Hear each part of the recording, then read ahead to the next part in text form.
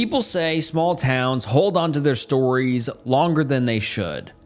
If that's true, then I'm sure Maywood Mills has white-knuckled its grip on theirs. You probably haven't heard of this place. I don't blame you. I hadn't either. Not until a couple of weeks back. And now that I'm here, I understand why. It's as if the rest of the world quietly agreed to forget Maywood Mills ever existed. And my gut says the town prefers it that way. As I write this, I've locked myself in a rented room above a bar. It reeks of dried liquor and bleach in here. I'm trying my best not to think about the people who've stayed here before me, or what they did between these walls. If that wasn't enough, the neon sign outside my window keeps sputtering in and out, painting the room sickly green. It's going to give me an epileptic seizure any minute now.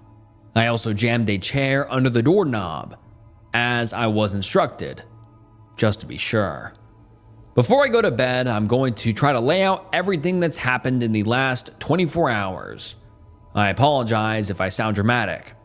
I've covered some dark stuff in my life, met a lot of broken people, but honestly, I'm lost.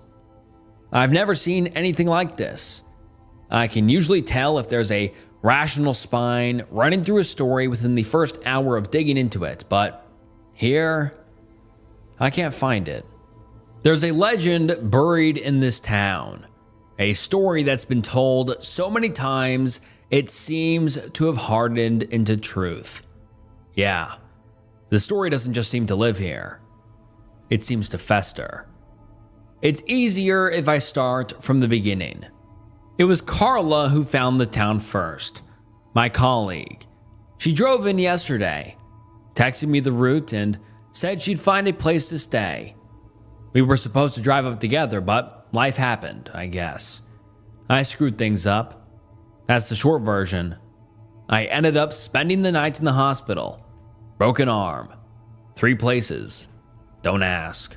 Anyway, I said I'd meet here in the morning instead. Our plan was simple.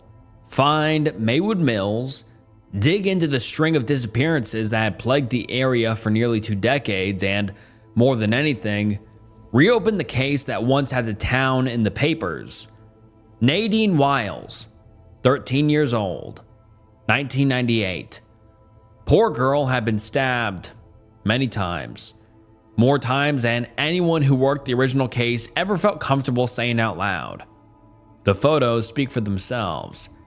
They found her laid out on a flat rock deep in the woods. Whoever did it didn't even try to hide their work. There were no leads. Cops couldn't find any suspects, which left the community without any answers. Rumors took over. That buzzing hearsay that creeps in when humans realize they don't know what's lurking in the dark. Eventually, the case went cold. Officially forgotten.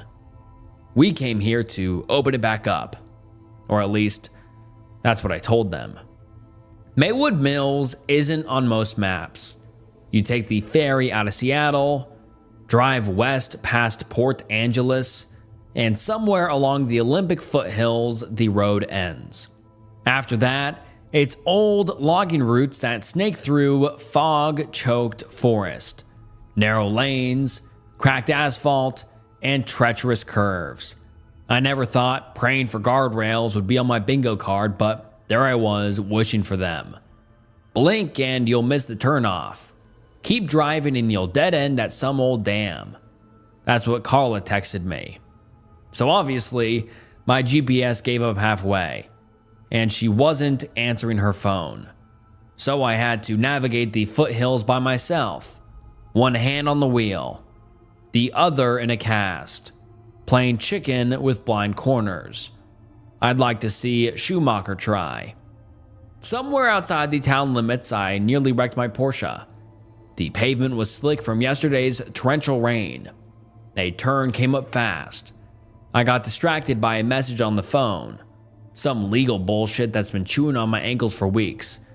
I got angry, lost focus, swerved, came a few feet shy of turning myself into tree decor. That's when I got my first real sense of the place. I hadn't even reached the town yet, but something already felt off. I staggered out of the car and threw up on the shoulder. Then everything went quiet. Not peaceful quiet, more like an eerie silence. The kind of silence I imagine falls in a jungle when a predator stalks its prey. The trees, insects, birds, even the nearby river. It was like the entire forest held its breath. Then, somewhere in the distance, the dam released a sheet of water with a treacherous roar. I nearly leaped out of my skin. That's when I saw it. A moss-covered sign slumping in the brush. Welcome to Maywood Mills. I looked through the case files scattered across the passenger seat. I had an old photograph of the same sign from 30 years ago. Back then, the paint was fresh, the letters straight. Someone cared back then, but I guess they had every right to stop. I've always had a strange pull towards towns like this. I couldn't tell you exactly why. Maybe it's because I grew up in the noise, traffic, sirens, shrieking subway brakes. I'm a city rat by design, but places like this, they hum with a certain promise. You could disappear here. You could be a nobody. No headlines, no pressure, no past dogging your heels. There was peace to be found. However, the charm wears thin the longer you look, because underneath the quiet, there's this weight. Like the atmosphere itself wants you to shrink, to stay small, to forget there's a world beyond the woods. Nobody says it out loud, but you can feel the rules immediately. Dreaming is illegal here. Curiosity is an offense. They don't like people leaving, and they like people arriving even less. That's what kills the dream for me. Not the isolation, not the decay, the people. As I drove in, nobody waved, nobody smiled. They just watched me roll past, faces blank and weathered, carved like worn gravestones. The only thing alive was their eyes, full of resentment and something else. Something heavy I couldn't place at first. Suspicion, grief, maybe fear. Or maybe it was just the big yellow letters FBI on my jacket that spooked them. Maywood Mills itself didn't offer much to look at. A couple dozen houses, most of them sagging or boarded up, a handful of stubborn businesses clinging to life. There was a school and a church that had seen better days, and of course, a bar. As if the depressing atmosphere wasn't poisonous enough. However, there was one thing that really caught my attention: the graffiti.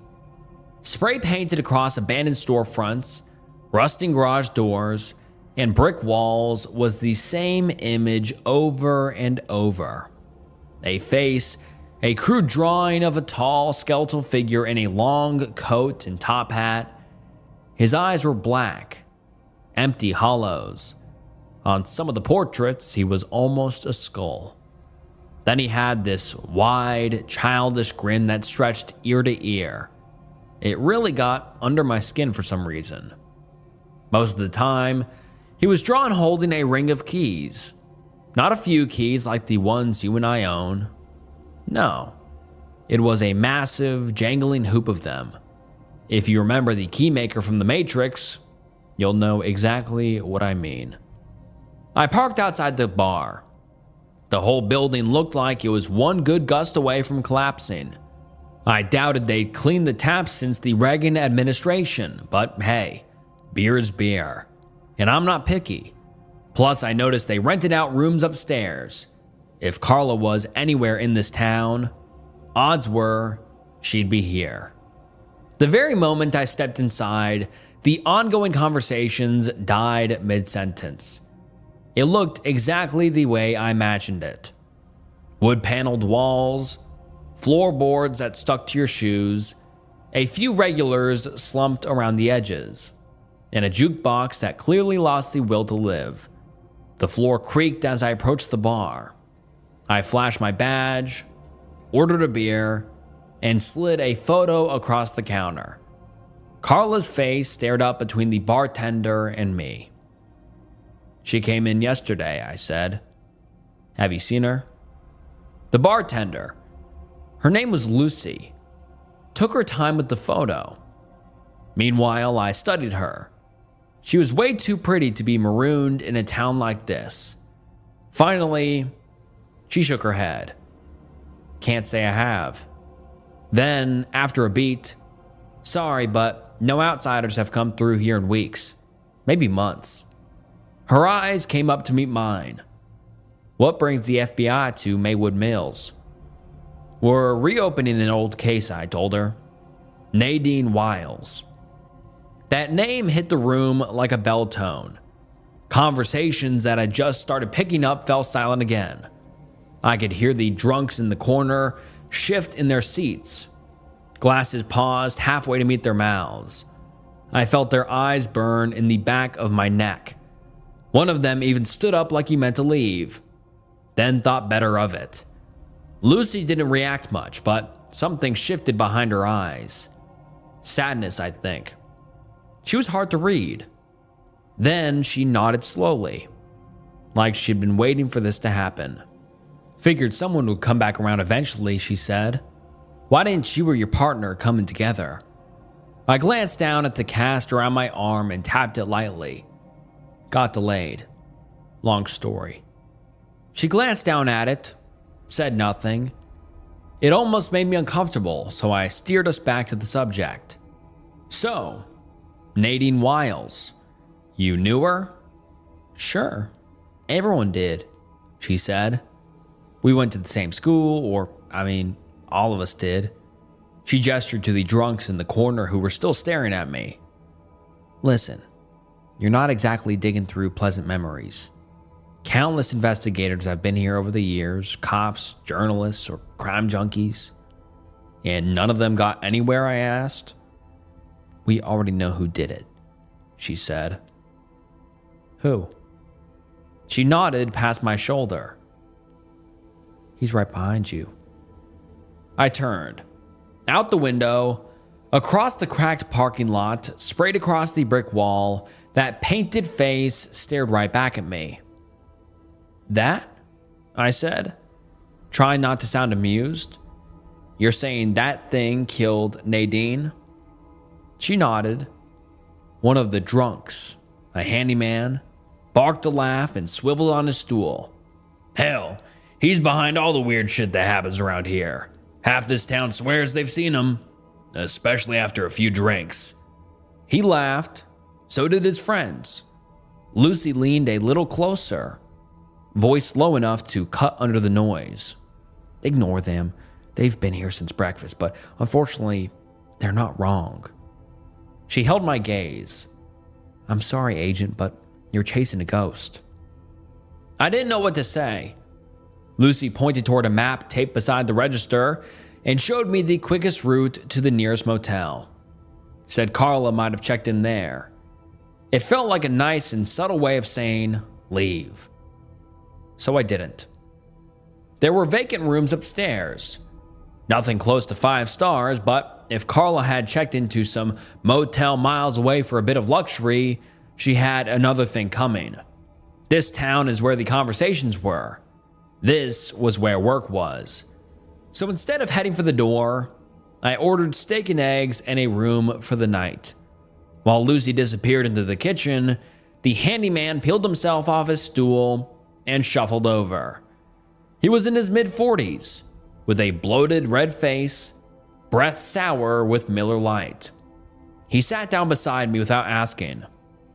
"His name's Mr. Jangles," he said, jerking his chin toward the fogged window. "Nadine Wiles was his first, back in '98. All the kids said it was him. Lives out in the woods past the dam. Nobody ventures out there alone anymore." "Mr. Jangles," I repeated, trying not to let the skepticism show too much. "That's right. That's what they called him. They say he has keys to every house in Maywood. That's how you know he's close. You hear him. He mimed the sound, shaking his wrist a little. Cha-ching, cha-ching, cha-ching. More barking from his friends. I looked back through the window at that damned face. The top hat, the smile, the black, empty sockets. I have to admit, it creeped me out a little. So, the Bureau's chasing campfire stories now? He asked, squinting. I let the question hang. Urban legends don't bother me. Lies do, I said eventually. We're here for the truth. He let out a dry smoker's chuckle and tapped the bar with his dirty fingers right on the badge I'd left resting beside my glass. Might want to get that fixed, he said. It's chipped. I glanced down. He wasn't wrong. The edge was scuffed, the cheap laminate curling just a little. I palmed it without saying anything. Lucy came back and set the plate down in front of me. If you're serious about digging into this, she said, talk to Mrs. Wiles. She's still out on the edge of the town. Pink house, you can't miss it. She keeps to herself. She hesitated, then added, and do me all a favor. Don't tell her I sent you. I finished my food and headed back out. The sky looked bruised, like the rain was thinking about coming back. I followed Lucy's directions along a cracked road, snapping a few photos of Mr. Jangles on the way. I couldn't wait to hear what Carla would make of all this. Lucy was right. The house was impossible to miss. Faded pink siding, shutters hanging crooked. Even in the middle of the afternoon, the curtains were drawn. The yard was crowded with the remains of a life that used to be loving and busy. Material for an abandoned treehouse, rusted tools, a collapsing stroller, a weather-beaten swing set. It broke my heart a little. I'll fast forward through most of it. You've seen the scene before. A grieving mother loses her child, blames the world, and shuts the door on it. Nothing new there. But I walked away with two things, or three if I'm being honest. First, she gave me a USB drive. Said it contained everything they managed to pull from Nadine's old computer. According to her, Nadine recorded a message that day before she died. Second, Mrs. Wiles didn't talk about Mr. Jangles the way the guys at the bar did. No jokes, no eye rolling. No. She spoke of him like any other suspect I've come across. And then there was the last thing. While she went to her bedroom to look for the USB, my eyes wandered around Nadine's room. I found her old diary from the summer she died tucked in the back of a shelf. I shouldn't have taken it, but I did.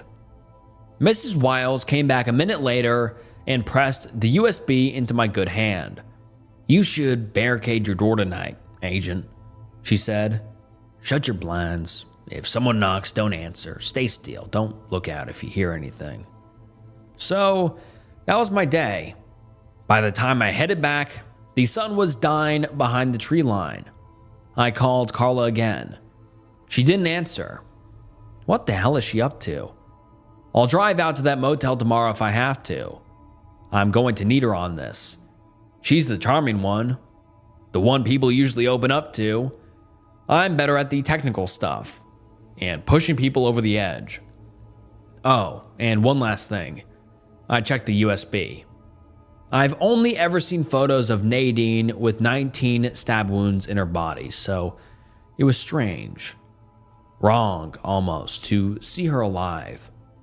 I felt like I was watching a ghost, but there she was on my screen, sitting cross-legged on her bed like any other kid after school. She looked straight into the camera. He came back today, she said. During break. He wanted me to introduce him to the other kids. She smiled. I wrote a poem, she said. For him. She began to read. As I was walking through the park, I saw a figure in the dark.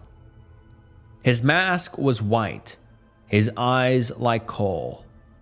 A chilling sight that froze my soul.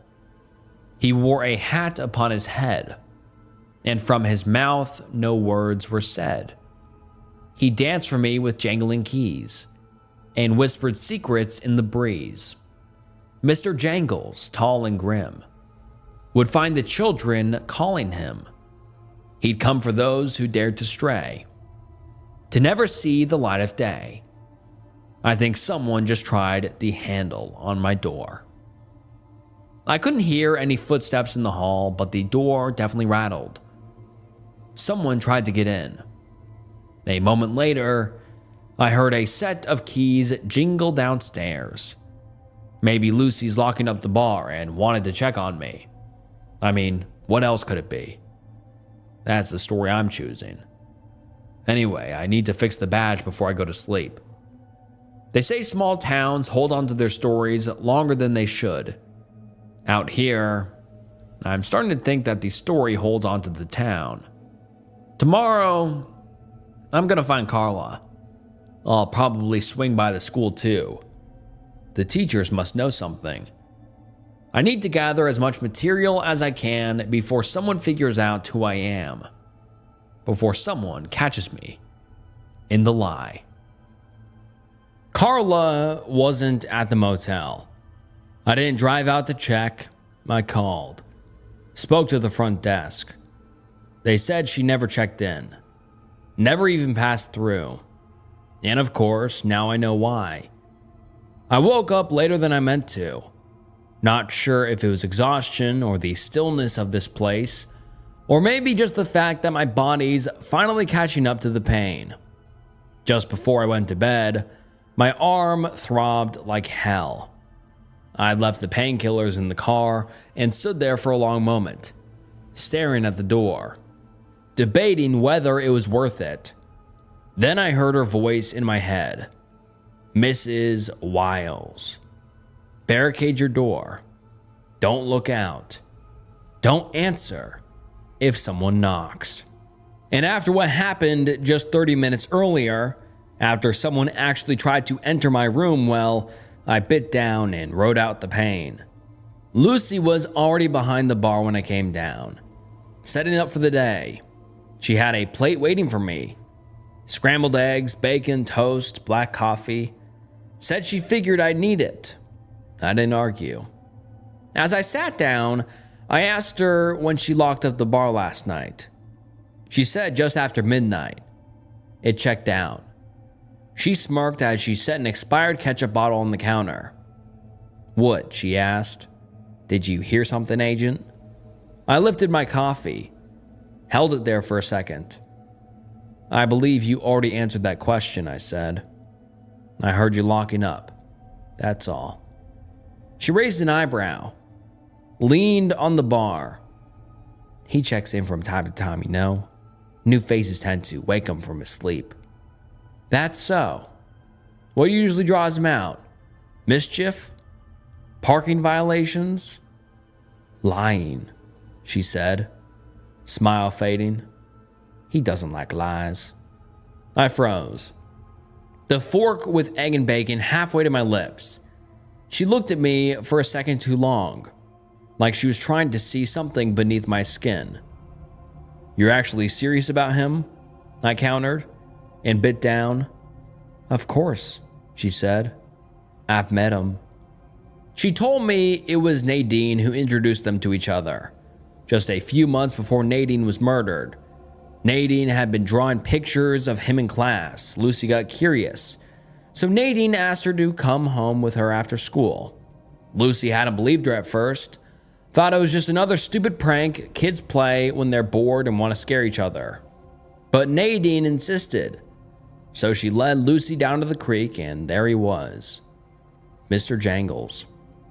She said he was crouched at the edge of the water, rising grime from his hat. He was dressed exactly like in the drawings.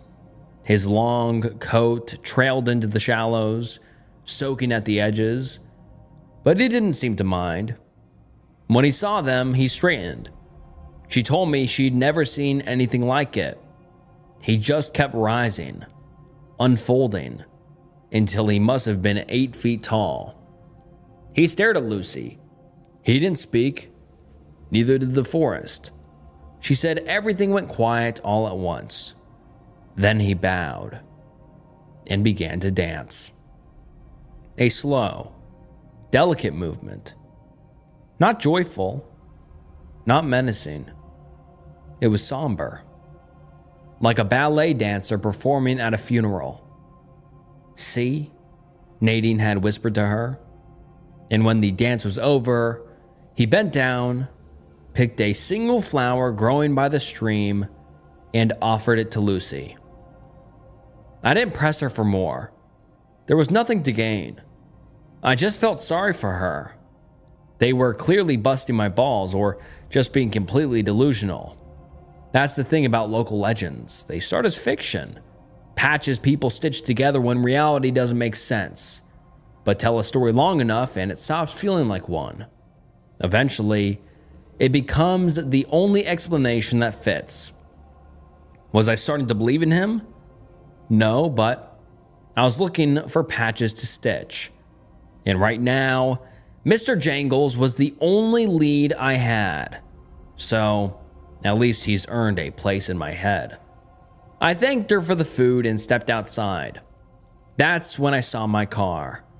It sagged to one side, the bumpers practically kissing the pavement. The whole thing looked crooked. It took me a few seconds to realize the front tires had been slashed. Yeah, I know a knife puncture when I see one, and I sure as hell didn't hit a nail on the way in. No, these were clean, deliberate cuts, deep gouges, a precise kind of vandalism. Rage came up fast and stupid, same as 2 days ago. For a moment, I forgot how I ended up in the hospital. I was on a collision course to repeat my mistake. I stormed back into the bar. I could take the side eyes, the muttering, and all the other small town bullshit, but someone messing with my Porsche? That crossed a line. My arm might be out of commission, but the other one still works just fine. Lucy calmed me down, but she wasn't surprised. "Probably the local skater kids," she said. "They don't see cars like that around here." Then, without missing a beat, "People don't like strangers who make noise in Maywood. If you're going to stick around, I suggest you do a better job of blending in." She had a point. Since I was unable to drive, she lent me a phone, and that's when I called the motel. With no luck tracking down Carla, Lucy helped me get the car towed to the only mechanic in town, Dale Thompson. 50s, oil-stained coveralls, grip like a wrench wrapped in sandpaper. I remembered him from the bar yesterday. He's the one who stood up when I mentioned Nadine, but then decided to stay. He gave the tires a quick glance and scratched his head. 2 days, he said. "We're slammed." I looked around the shop. It was empty. "I can, see that," I muttered. He held my stare a moment too long, like he was waiting to see if I had something more clever to say. I folded. Whatever game they were playing, I wasn't going to win it by pissing off the only guy who could get me back on the road. With no car and still no sign of Carla, I had no other choice but to start on my own. Rain was a few hours out, so I hiked into the woods toward the spot where Nadine Wile's body was found. The distance wasn't far, but the walk dragged. Maybe I'd just been out in nature too long, but forests like these have a way of stretching space. Every turn looks the same, every tree, every rock, and, of course, everything was wet. That deep, bone-soaking damp that seeps into your shoes and socks and stays there. The ground was soft and waterlogged, every step sinking just enough to remind me that comfort was far behind me. Did I have anything positive to say? I guess the forest was beautiful. There's something about the way trees and animals come alive after rain. But they knew how little dry time they had left, and so did I. I stopped by a shallow creek and held the crime scene photo up to a moss-covered rock. It was the same one, sunken into the earth like an altar. As I mentioned before, Nadine was laid out on it. 19 stab wounds, arms, legs, torso, throat, head. Whoever did it wasn't in a rush. Didn't panic. Didn't try to hide what was done. They stood here and they took their time. Sure picked a beautiful place for it. I'll tell you this. If Mr. Jangles really exists, if he actually did this, then he's not a ghost story. He's a sadist. I took notes as I moved through the clearing, retracing the scene, tried to picture how it happened. The original cops never agreed on the basics, where she was killed, where she bled out, whether this rock was the murder site or just the stage. Sloppy work if you ask me. Or maybe just fear disguised as incompetence. Then I noticed something in the mud. A few shoe prints. Women's size 10.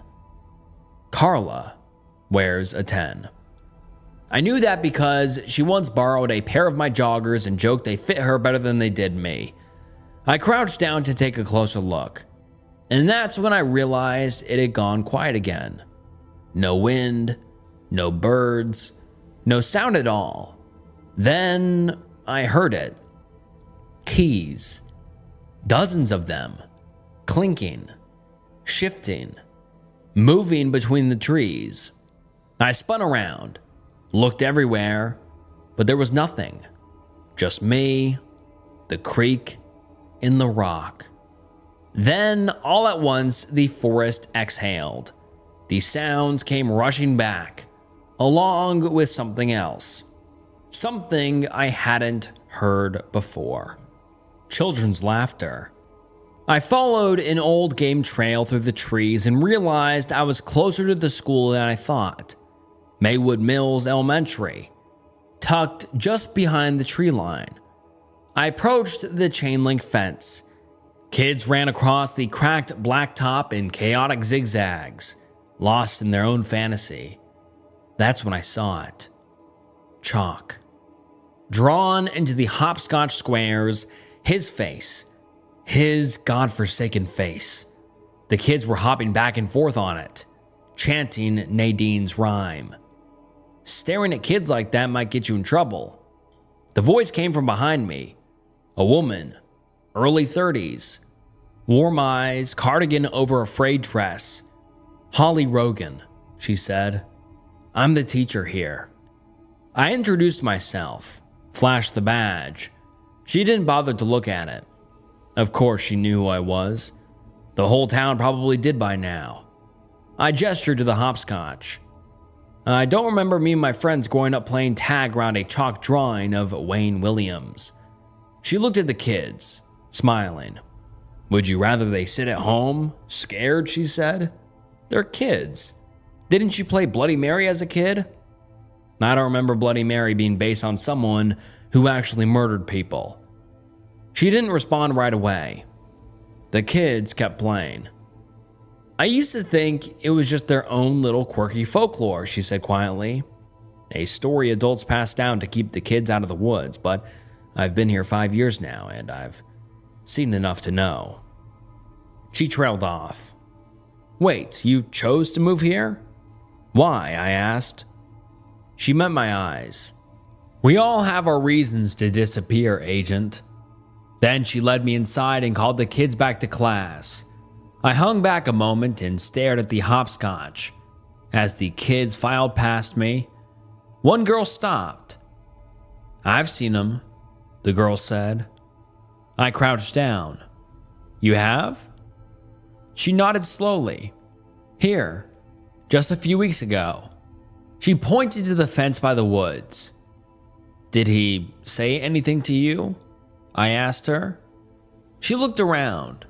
Holly was just up ahead, corralling the other kids back into the building. He asked me to keep a secret, she whispered. What kind of secret? But before she could answer, Holly called her name and she ran, disappeared into the school. Holly came jogging back. Did Cherry tell you any of her stories? She said, half laughing. She just wanted to see my badge. I lied. Holly nodded, then handed me a scrap of paper. Her number. If you find anything at all, please don't hesitate to call. It'd be nice to know we're not all insane. Her fingers lingered against mine as she passed the note, just long enough for me to know it wasn't accidental. Later, I visited the town's police station. It was like stepping into a time capsule. Peeling paint, phones with cords, a stack of unpaid parking tickets from the 90s. The desk sergeant snored himself awake as I walked in. Deputy Horace Green blinked at me like I was his first client in years. I'm looking into the missing persons cases, I said. Which one? He asked. How far back do your records go? Horace leaned back, scratched his patchy red beard. Not far. Fire took most of it a couple of years ago. Of course they did. Mind if I take a look at what you have? He paused. Let me see your badge again. I swallowed hard, pulled it out, held it steady. Horace studied it. A little longer than I liked, but then he shrugged and stood up. I'll check the back. As he disappeared behind the door, I took out my phone. One more try. I dialed Carla. The line rang, and then I heard it. The ringtone. Faint. Echoing from somewhere behind the station. My stomach dropped, but then Horace's voice rang out from the back. Yeah? Honey, I've told you not to call me at work. Yeah, I got a guest. Okay, bye. I exhaled. False alarm. He returned a minute later with a dusty old box. This is what we got. I made my way back to the motel with the files. Out past the tree line, I could see the rain coming. Thick, dark sheets crawling across the treetops. A couple miles off, maybe less. I started romanticizing this evening. Thought about buying a bottle of scotch from Lucy and holding up in my room with the storm. Just me, the flies, and a drink strong enough to give me a good night's rest. Maybe I'd call Holly. I wasn't going to spend the evening with those drunks in the corner booth. Hell, it wouldn't surprise me if they were the ones who slashed my car. The thought made my blood boil over again. No, I thought it was best if I stayed inside tonight. Alone. However, when I got back to my room, I stopped cold. There was a note taped to the door. Just 2 words. The Dam. I stood there for a long time, listening to my own breath. The muffled clink of glassware downstairs, the raspy cough from the jukebox. Somewhere far off, thunder rolled. Then I did it. I went out. I shouldn't have. I knew that even as I peeled the note off the door and folded it into my pocket, I should have listened to my gut and waited for daylight to make things feel less intentional. But curiosity has always been my worst habit. The rain hit hard. It came down like a hammer, cold and relentless. Within minutes, I was soaked through. My cheap jacket did its best to keep me warm. The roar of water hitting the canopy got louder with every step, a constant swallowing sound that made it hard to concentrate, like the forest itself was trying to hide whatever was waiting there to attack me in the dark. When I finally reached the dam, my instinct told me to stay back, so I ducked into the brush. The dam looked old, very old. The structure slumped against the earth. Rust bloomed against the iron gates, and half-collapsed steel beams jutted out at odd angles. Moss and rot clung to everything, a monument to erosion, held together by sheer stubbornness. A thin sheet of black water had pooled beneath the structure. That's when I caught the flash of light. I ducked down and squinted through the wet leaves. 2 men were wading deep in the shallows, flashlights sweeping across the water. As my eyes adjusted, I recognized them. It was Horace and the handyman from the bar. They were calm, focused, talking low. Their lights stayed across the damp surface like they were searching for something just beneath it. Fortunately, they hadn't seen me.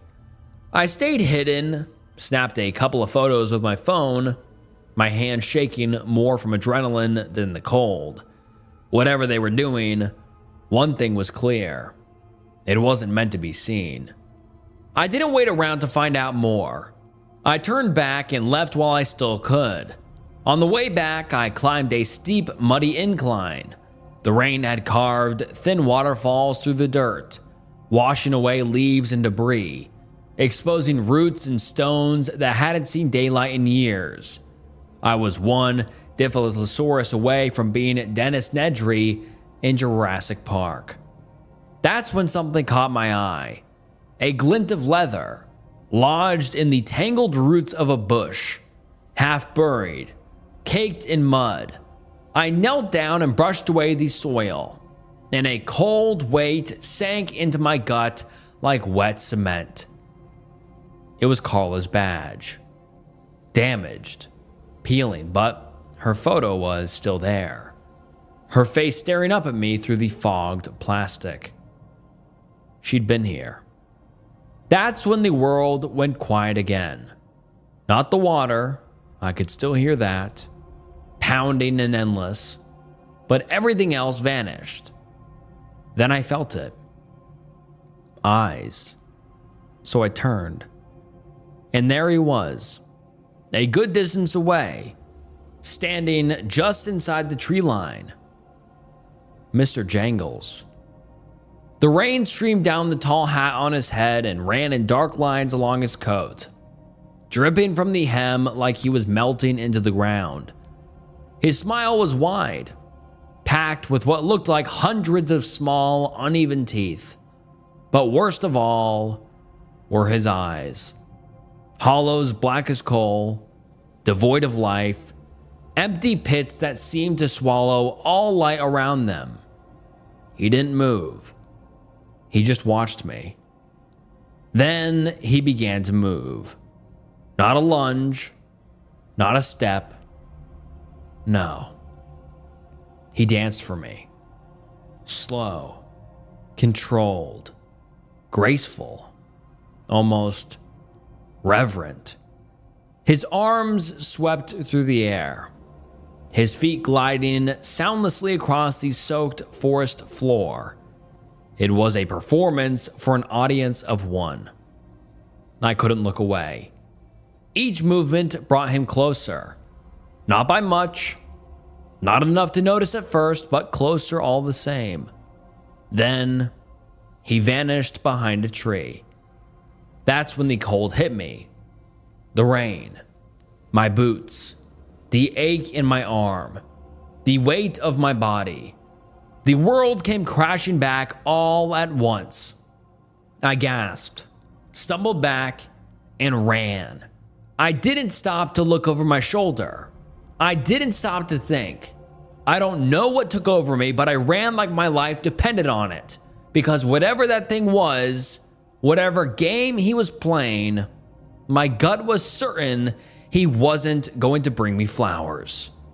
Here I am, happy to report that I'm back in the relative safety of my little rented room. The door is locked. This time, I've wedged a bureau against it. And I'm alive. Freezing, but alive. I spent the last hour going through the files I've got from Horace, and something doesn't add up. The missing people over the years, they weren't just kids. They are teenagers, a woman in her 30s, a couple of elderly men and women. And that's what bothers me. Most serial offenders, killers, kidnappers, they have a type, a demographic they fixate on: age, gender, color. There's usually always a pattern, something that ties the victims together, even if it's not obvious at first. But here, there's no consistency, no common thread I can see. Then again, I guess those are human patterns, and I don't think he's human. Am I starting to believe in him? Am I starting to believe in Mr. Jangles? I saw him in the woods, that's for sure. I won't pretend otherwise. And maybe that's why I'm going to tell you truth, the full truth. You're probably wondering why an FBI agent is panicking in a barricaded motel room instead of calling for backup. Why I haven't brought in more resources. Why I'm not already on the plane with Quantico. Well, I'm not an FBI agent. I'm not a cop. Not even close. And neither was Carla. We host a true crime podcast together, The Dark Report. Maybe you've heard of it. If you have, it was probably for the wrong reasons. One of our episodes went viral last year. The wrong kind of viral. It didn't just stir up controversy, it ruined someone's life. Or took it, I guess. And the fallout has been eating me alive ever since. My inbox is a graveyard of lawsuits. My name is dirt. My reputation, dust. Everyone that I've ever worked with has turned their backs. Hell, I turned my back. I traded my morality for clicks. So yeah, I came here to resurrect my career. The story of Maywood Mills is a story no one has covered before. At least, as far as we could tell. I saw this as my one last shot. A chance to prove I'm more than the asshole who got someone killed. And now, I'm terrified. My instincts may have cost me the only person who ever stood by my side.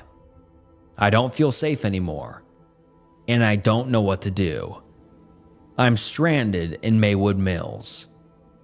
He comes for those who dare to stray, to never see the light of day. Mr. Jangles. They blame him for everything. The disappearances, Nadine, the town's rot. They say he doesn't like lies. Well, I think they're all lying. Carla is gone, and soon, so am I. They were right. It was Mr. Jangles. Just 3 days ago, he was nothing but a story for me. A myth people told each other when the lights went out, or, like I said, a lie. The next day, he became real. And now he's going to be the thing that kills me. I don't know how much time I have left. If this message cuts off, if it just ends, then assume the worst. Assume I didn't make it. I'm not writing this from the safety of my rented room anymore. I'm somewhere else now. I think I know where. I can tell it by the smell. You could practically taste the wet soil, and I can feel the dirty water drip on my legs. There's no reception here at the moment, none at all. So I don't even know if this update will ever reach you, but if it does, never come to Maywood Mills. Not out of curiosity, not out of pity, not because you think you're any smarter than me. Stay the hell away. I'm going to type this out as fast as I can. I'm cold and running out of oxygen. My hands won't stop shaking. This will be my final update. and I'll tell you everything I can. Everything I figured out while I still can. That night, I stormed back to the bar. The regulars were exactly where I'd left them, hunched over their drinks like barnacles clinging to a shipwreck. The jukebox wheezed out the same tired country song. Same dull eyes were staring into half-empty glasses. Nothing had changed for them. But everything had changed for me. The handyman, who I'd find out was called Mickey, and Horace were at their usual table, still soaked from the rain. Mud caked their boots, and their coats dripped onto the floor like the storm had followed them inside. They hadn't been back long. I didn't waste time. I slammed Carla's badge down on the table, hard enough to make the glasses jump. Where is she? I know she's been here. Mickey didn't look up. He just stirred his whiskey like he hoped to find another one of his dirty lies swirling at the bottom. Speak, goddammit, I yelled. He just downed his drink. I opened my mouth to press him further. Then I heard it. Chairs creaking, boots shifting on that god-awful sticky wood. The bar had gone quiet. Everyone was watching me. Mickey finally spoke, slow and gravelly, like I was interrupting something important. Yeah, he said. She came through. Dale saw her. She said her phone was dead, needed a charger. There are no phones here, so we told her what we tell everyone. The next town's a few miles south. She drove off. That's it. That's not it. I heard your friend here speaking to his wife the other day. Landline, Horace muttered with a cheeky grin. You're withholding information from a federal officer, I snapped. Now he looked up at me and smiled. And what are you gonna do about it? He said. Call back up? I froze. I didn't know what to say. I guess authority only works when someone believes in it. The room seemed to lean in. I want to talk to Dale, I finally said. Where is he? Behind me, Lucy's voice cut in, cold and flat. Dale's dead. I turned. Lucy was standing in the doorway, arms crossed, eyes grave. Mickey and Horace just found him, down by the dam. A western rattlesnake got to him, we think. He fell in and drowned. What? My voice cracked. A rattlesnake? She didn't answer. She didn't have to. I could feel it now. That heaviness in the room, the thing I'd mistaken for hostility, it was grief. Every eye was on me now. The stranger, the outsider. A low-life trucker in the corner eyed the mud on my boots. No, I'm not joking, Lucy said, sharper now. Come on. She led me down the back hallway, past stacked chairs and crates of liquor. Even here, the smell of bleach stung my nostrils. She opened the cold room door, and there he was. Dale. Pale, bloated, draped across a table like a shot deer. Dirty water slid from his fingertips, dripping onto the tile below. I just stood there, listening to the drops. I couldn't move. My breath got stuck somewhere high in my chest. The air felt thinner, like the room was closing in on me. You've never seen a dead body before, Agent? Lucy asked. Of course I have, I said. It was a lie. I'd seen bodies in photographs, in reports, in situations where you could look away. This was different. It made me sick. You're soaked, Lucy said, gently now. You're going to get sick. She put a hand on my back. Let's get you to bed, she added. I'll bring you some tea. There was only a few hours left until morning. I didn't sleep through a single one of them. I lay there staring at the door, waiting for it to open.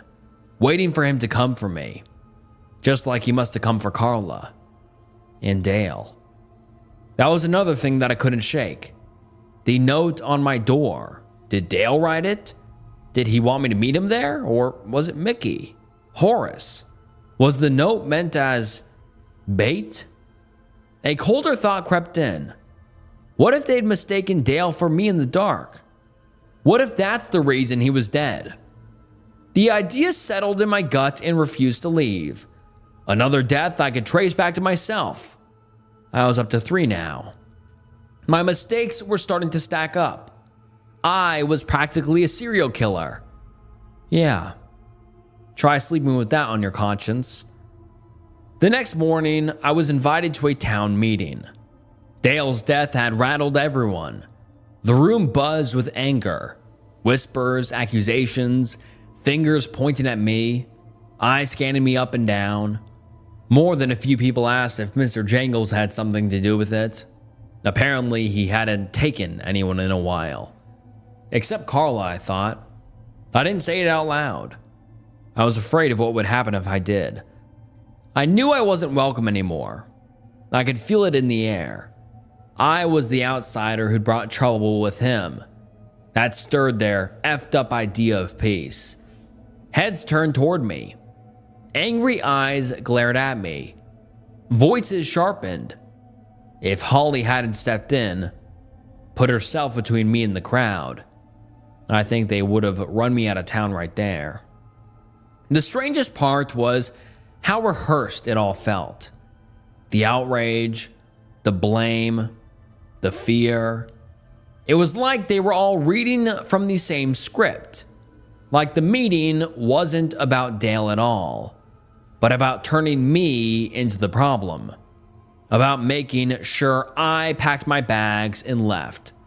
And if it wasn't, if it was all genuine, would people act this way toward an FBI agent? Or had they all decided that I wasn't one? Either way, one thing was clear. The clock wasn't ticking for me anymore. It was counting me out. I had to act fast. Outside, I ran into Cherry, the girl from the school. I asked her how she was doing. She shook her head and took a step back. I'm not allowed to talk to you anymore, she said. Did your mother teach you not to talk to strangers? She taught me not to talk to you. She giggled. She glanced around, then whispered, I have to keep Mr. Jangles' secret. If I don't, you'll vanish too. Then she ran away. All vanished too? The word stuck with me. Was my gut right? Had I finally brushed up against some kind of truth? The story. The god-awful lie everyone here agreed to live inside. But if that was the case, the work felt impossible. I mean, how can you sniff out the truth in a place built on lies? I came here to find justice for Nadine. But can justice even exist in a place where lies have become the law? Where pretending not to see is the price of survival? Does the truth just rot quietly, patiently, the same way Nadine did? In the same way all those people vanished, out in the open, while everyone else looked straight past it. For the first time, I didn't know what to do. With my car still out of commission, Lucy offered to drive me to the nearest train station. Said they'd have someone else finish the repairs and tow the car to me once it was done. All she needed was my address. Let me tell you, something about giving it to her didn't feel right. At the time, I told myself it was just paranoia. Another symptom of too little sleep and too many unknowns. But then something else awakened in me. Something I said last night in the bar. Tangled up with an unhealthy dose of stubbornness. A need to make things right. Now, laying here in the dark, I realize I should have taken her up on the offer. But I didn't. I was too close. Close enough to feel the truth breathing down my neck. So I decided to stay. That decision came from a hunch. something I couldn't shake. The phone call I'd made back at the police station. The one I'd almost written off as nothing. A landline? Come on. Really? I just needed to make sure. So I broke in. As the evening fell over Maywood Mills, I waited until Horace left. Then I said, fuck it, and put my elbow through the back window of the police station. The glass gave way with an ugly crack. I climbed inside and peeked back out onto the street. The coast was clear. No shouts, no lights came on. I turned my attention to the station. And there it was, lying by a charger next to a humming fan. Carla's phone. The screen lit up when I touched it. Her lock screen stared back at me. Carla and her daughter, cheek to cheek at the Grand Canyon. My throat tightened. I felt nauseous. Swallowed it down. Every message I'd sent her was there.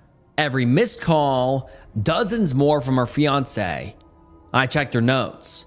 I wasn't sure how long she'd been here before Mr. Jangles took her, but maybe she'd been here long enough to see something I hadn't. She was better at this than me. Always had been. She'd made a note 4 days ago, the day before I arrived. Havers, 1998. But before I could make sense of it, I heard something outside. Keys. I froze and slowly turned towards the door. Then I heard the unmistakable sound of metal sliding into metal. His keys entered the lock. I didn't think, didn't hesitate. I shoved the phone into my pocket and bolted for the broken window. Glass bit into my palms as I hauled myself back out. The last thing I heard was the door creaking open behind me. I didn't look back. I ran as fast as I could to the elementary school. And with a little courage left in the tank, I busted my second window of the night.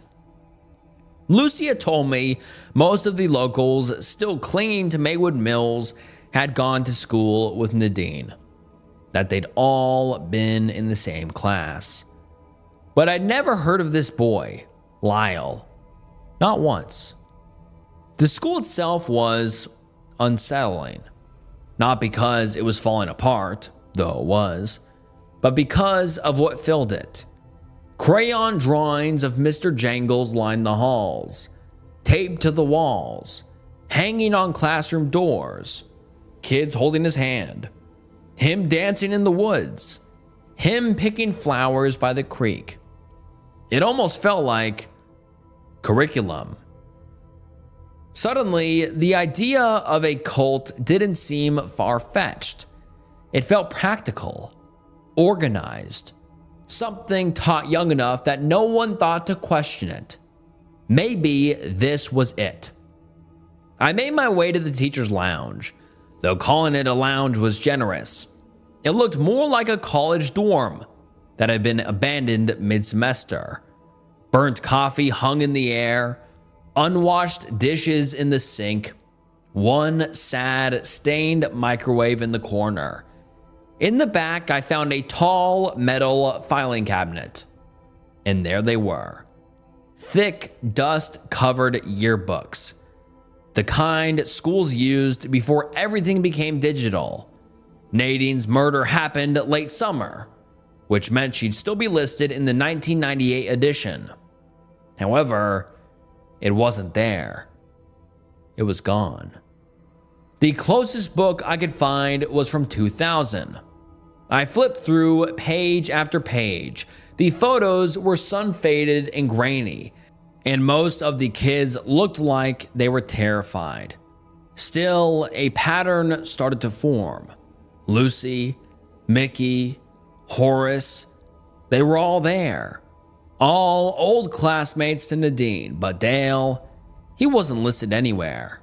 Instead, there was a boy who looked just like him, Lyle Havers. The pieces clicked together with a dull, sinking weight. Dale was Lyle, but if that was the case, then why change his name? I worked myself backward through the books. Lyle wasn't in 97 or 96, but Nadine was. That meant he'd moved to town sometime between 98 and 99, probably 98 since Carla had flagged him as a person of interest. Was there a story here? New kid arrives, falls for the girl next door, gets rejected, heartbreaks, cue violent end? Maybe he'd been a suspect back then. I couldn't remember his name from the case files, but given how sloppy they were, that didn't mean much. Still, the question lingered. Why change his name? Because the evidence probably didn't stick. However, suspicion does. I'd seen it before. Changing your name doesn't erase the past, but it does bury it. Then something else surfaced. A memory from the missing files Horace had given me. One of the elderly couples. They were named the Havers, Ruth and Earl Havers. They vanished in 2003. I snapped a couple of photos of the pages, hands shaking slightly. Couldn't tell if it was cold or something closer to excitement. That's when I heard it. A faint clatter of metal, echoing down the hallway. I froze. Didn't move, didn't breathe, just listened. How the hell did he know I was here? I slipped out of the lounge. If I remember correctly, the exit was on the other side of the hallway. The one lined with kids' drawings, because that's just what I needed. More of him. I moved through the corridor as quietly as I could. Then I felt it again. That strange pressure in the air, like the building itself was swallowing sound. I glanced out of a window. Silent lightning bloomed over the woods. No crack, no wind. I turned back toward the hallway and almost screamed. Down the far end of the corridor, illuminated only by moonlight, stood a figure. Tall, perfectly still. Mr. Jangles. Lightning flared again, carving his silhouette out of the dark. The top hat, the long coat, the wide, awful smile. With the next thunder boom, he started to dance.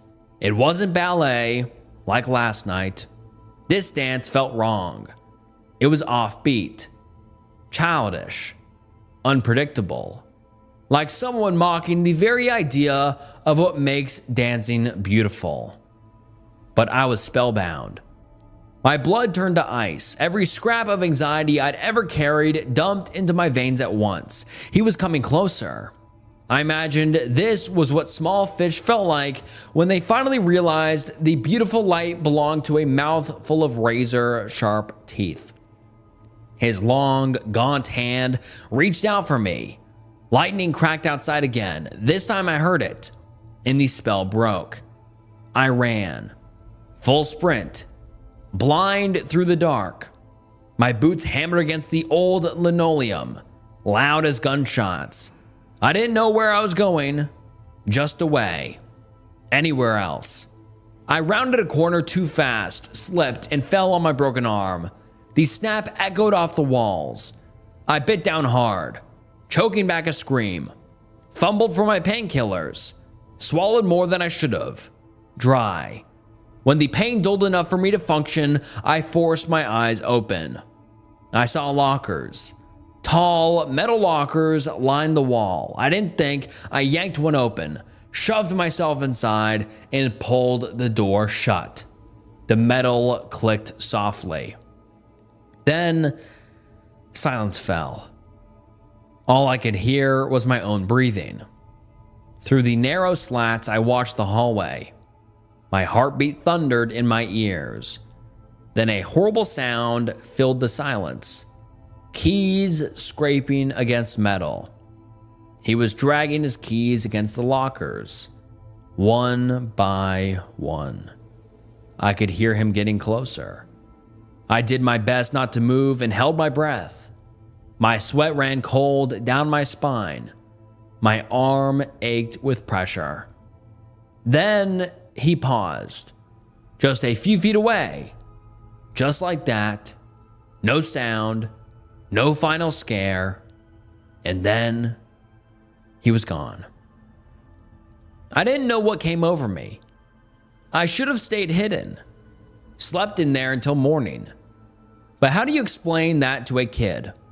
A grown stranger passed out inside a school locker.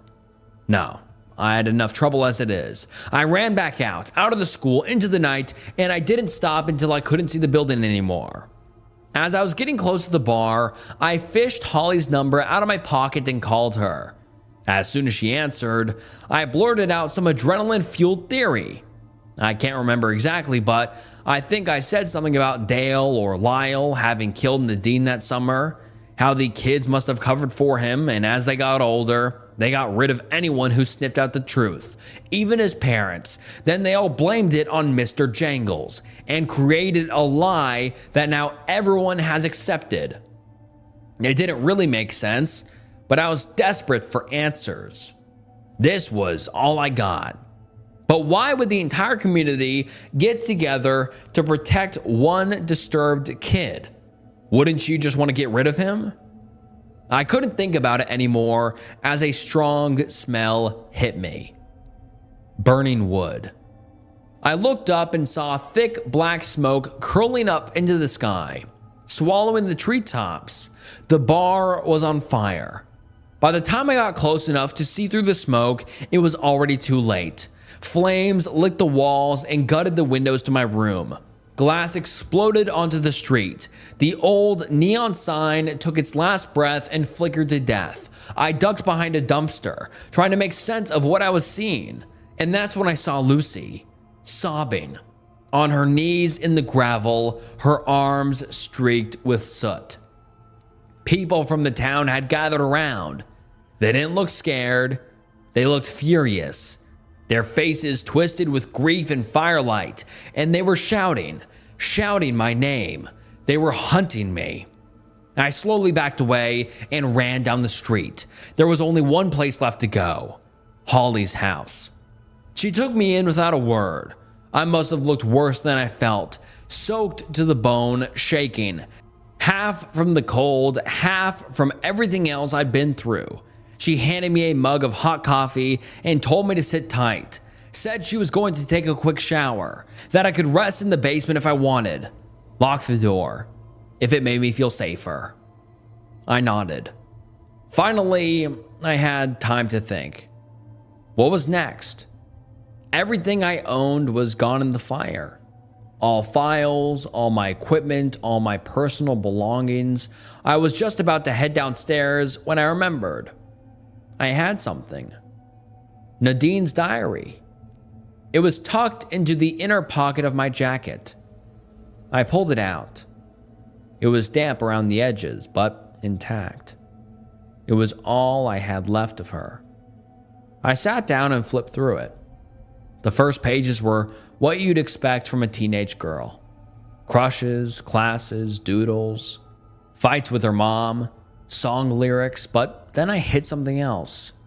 Pages and pages written between April and August 98.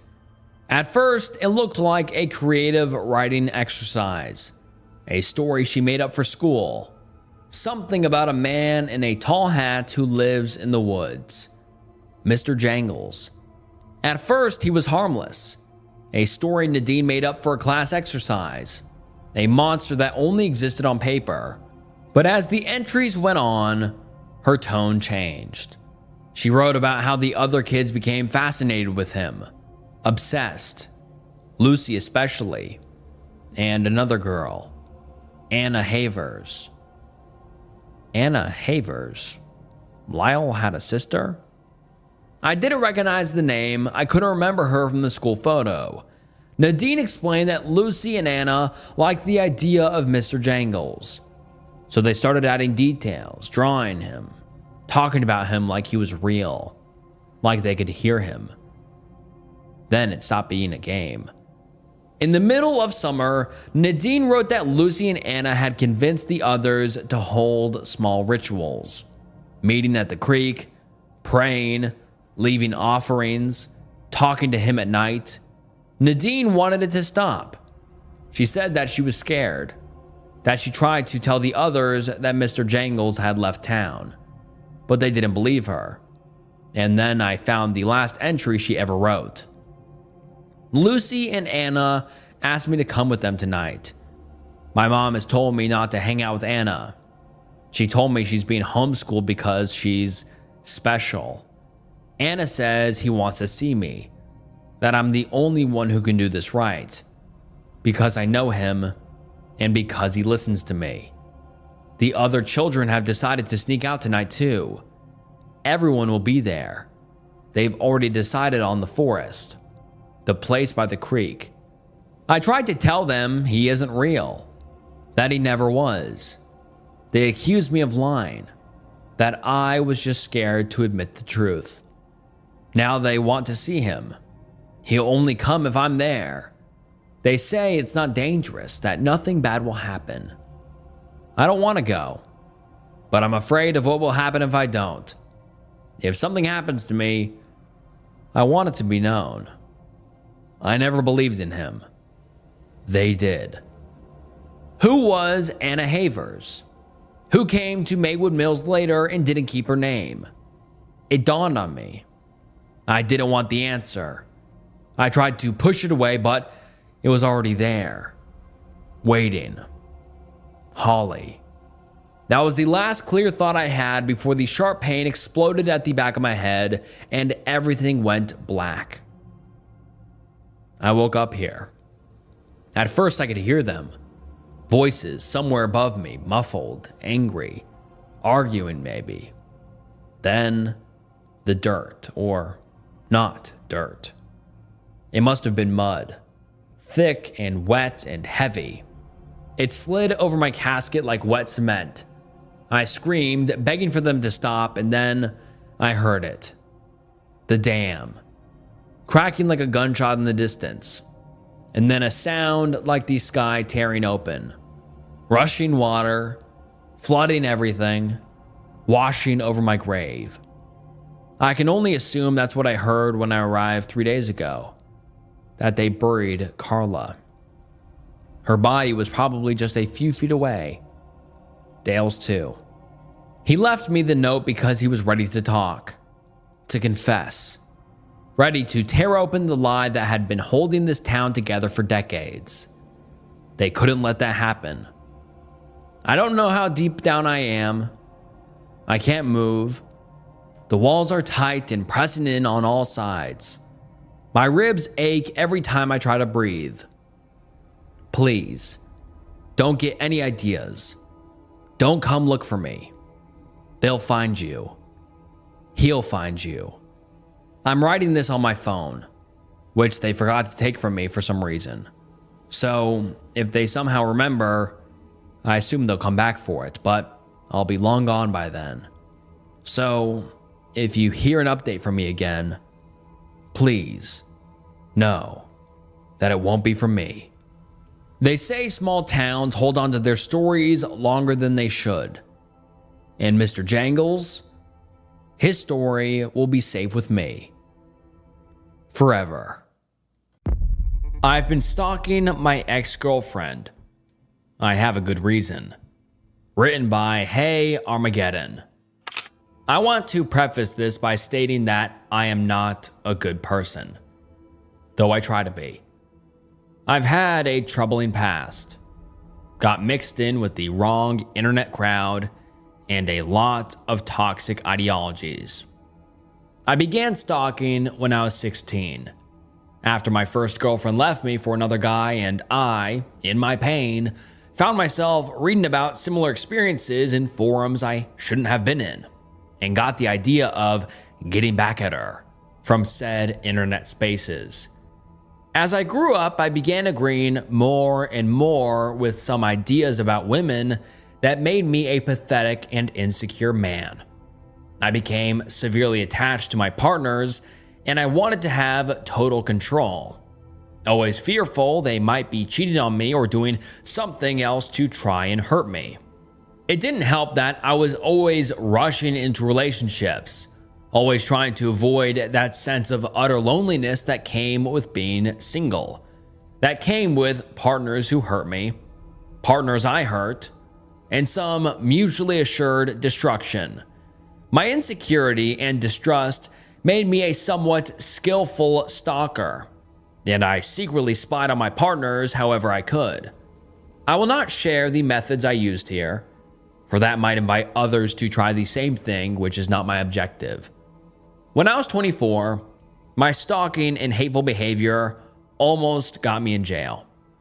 I got a restraining order, was required to attend anger management classes, and therapy.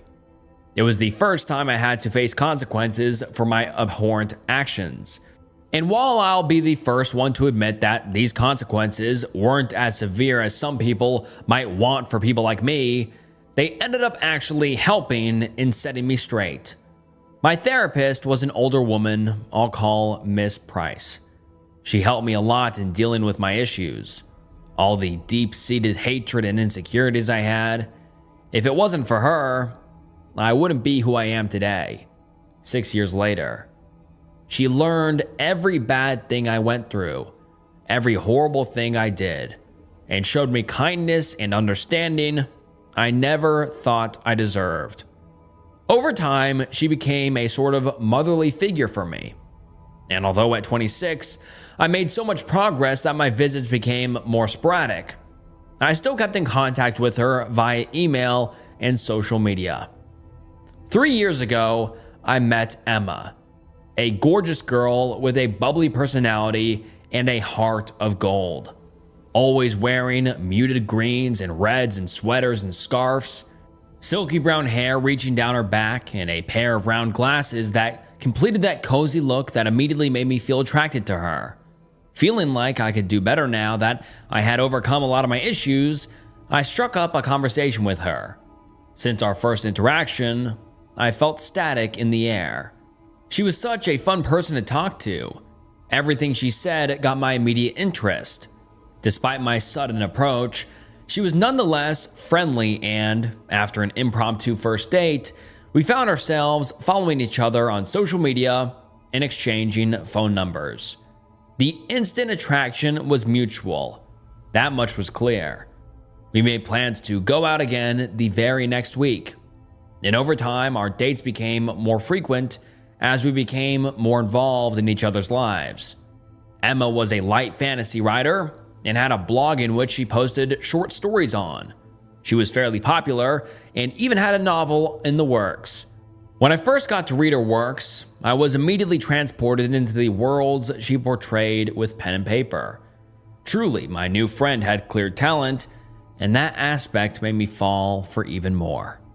Still, I made sure to take it slow. I wanted the both of us to get to know each other better before asking her to be my girlfriend. After 5 months, however, Emma was the one that confessed her love for me. I was so happy to hear that from her, but I knew I couldn't start a relationship with her without telling her about my past. So I did. I told her everything. The things I'd done, the things that were done to me. I tried to be as raw as possible, not to excuse my actions in any way, and to show I was trying to be a better man. And sweet, sweet Emma decided to give me a chance. She was truly an angel. And I promised myself that I'd be the best boyfriend I could for her. Our relationship developed a lot quicker after that. And while I often found myself thinking of checking her phone for anything suspicious while she left it unattended, or trying to look through the list of people she followed in her accounts, I always stopped myself before I could act on it. I tried my best to trust her, and I was always honest about having those thoughts with her. Sometimes she'd show me the people she was talking to all on her own, trying to ease my worries when I was struggling the most. Emma cared deeply about me and wanted me to get better. Her openness was so refreshing, and it was something I had never experienced before. Her support meant the most to me, and over time, I found myself able to feel at ease while being with her. There were still times I felt a worry or a need to do something stalker-ish, but it became a lot easier to manage, as I had no real reason to doubt Emma in the slightest. In my happiest moments, I considered both Emma and Miss Price to be my saviors. Everything changed about a year and a half into our relationship. Emma was an only child, and still very involved in her parents' lives, despite living on her own and being only a year younger than me. I couldn't say the same about me. My parents hated me for becoming such an awful person, and they were unwilling to give me a second chance. I understood where they were coming from, but that didn't make it hurt any less. It was wintertime, and Emma's parents invited us to a trip in the mountains. By that point, we had been acquainted for a while, and thanks to their kindness, no doubt where Emma got that from. I felt like I had a family again. Tragically, I was unable to go, as my work kept me especially busy on the days leading up to Christmas Day. Sometimes I wish I'd gone. Maybe things would have gone differently then. The day before New Year's Eve, a man called me on the phone, claiming to be a man named Hank, one of Emma's uncles. He said I was listed as Emma's emergency contact and told me the bad news. Emma and her parents had gotten into an accident. Apparently, a bear managed to get into their cabin and things got ugly. The bear killed both her parents, and while Emma herself ended up mostly unharmed, save for a few minor injuries, the experience severely traumatized her. Damn. Unfortunate to come across a bear during wintertime, he said solemnly. I couldn't put it any better. And that very same day, I found myself rushing to the hospital Emma was in. The woman that laid on the hospital bed was almost unrecognizable. She had white bandages wrapped around her left arm and upper thigh, some splotches of dried blood clearly shown in various spots. Truly, the injuries didn't seem that bad, but her expression, it was an expression I had never seen in her face. Neither anger nor sorrow, rather complete emptiness. A nurse told me that she was still in an emotional shock, and that it might take weeks or even months for her to recover. As I tried talking to her, she replied to me in a dry, monotone tone. Her eyes looked dead, as if there was nothing left for the woman I loved. Later, I found out she had incurred memory loss. Weeks passed, and I had her move in with me so I could take care of her. It was an uncomfortable time, but I genuinely wanted to take care of her and help her recover. She became clumsy, and she had forgotten even the most basic of things. I had to teach her things like how to eat properly and how to cook. She was relearning many things, including some she taught me herself in the past, and most of her friends and family were severely worried for her well-being. I sought the aid of specialists in the medical field, and was told it was most likely due to high stress or perhaps some head injury we didn't know about. After getting some studies done, we were told they could find no such injury. At least her ability to relearn these skills wasn't impeded in the slightest, and it seemed as if her mind was as sharp as ever. It was a tough time, and with memory loss, I was also forced to manage her social media and keep note of her passwords while she readjusted. This gave me a lot of unwanted power over all of her messages and information, but I felt proud for being able to fight those urges with relative ease. 6 months later, things came back to a somewhat normal state. Emma learned things quickly and seemed to become more efficient at doing everything than before. That also came with a shift in personality, however. Her bubbly and kind demeanor changed to a more serious and uncaring attitude. It was as if she had become a completely different person, as if my Emma wasn't there anymore. At first, she wouldn't even hug me, and I didn't want to try any kind of intimacy, knowing she didn't remember her feelings for me. We didn't even sleep together. I just let her sleep in my bed while I slept on the couch. As she began getting better and questioned what our relationship was, I told her that she could decide that once she processed her feelings for me. As much as it hurt, I didn't want her to feel forced to be with me if she didn't feel love anymore. Soon after, she started demonstrating affection in weird ways. She would bite me, over time with greater intensity, and lick my arms or neck, all the while still unwilling to hug me often or even kiss. After that, I would wake up in the middle of the night and find her standing next to me, staring. Often I'd shriek in horror at the sudden sight of a dark figure in front of me, but as it became a common occurrence, I got used to it. Every time I asked her what she was doing, she told me she couldn't sleep that night, and that watching me sleep helped her sleep as well. I began growing increasingly worried, but as she had never once hurt me while I slept, I tried to bear with it as best as I could. To make things simple, I had her use one of my emails so she could learn how to use my computer at the start, since her laptop got destroyed in the attack. After she'd readjusted, it became a habit for her to keep using that email while using my PC, even though her phone had her normal email in it. She didn't seem to find any reason to switch emails or even manage multiple accounts anymore. She was comfortable simply using what was on each device by default. A few months ago, while using my computer alone, I decided to check my browser history to look for a website I was visiting the day prior and had forgotten the name of. Naturally, the searches there were a mix of mine and hers, so I didn't bat an eye when I saw random video searches I didn't look for, or the odd site here and there. That was until a specific search caught my eye. Jobs that work with fresh corpses. This was quite off-putting, but I tried to rationalize that maybe she was writing again and needed some inspiration.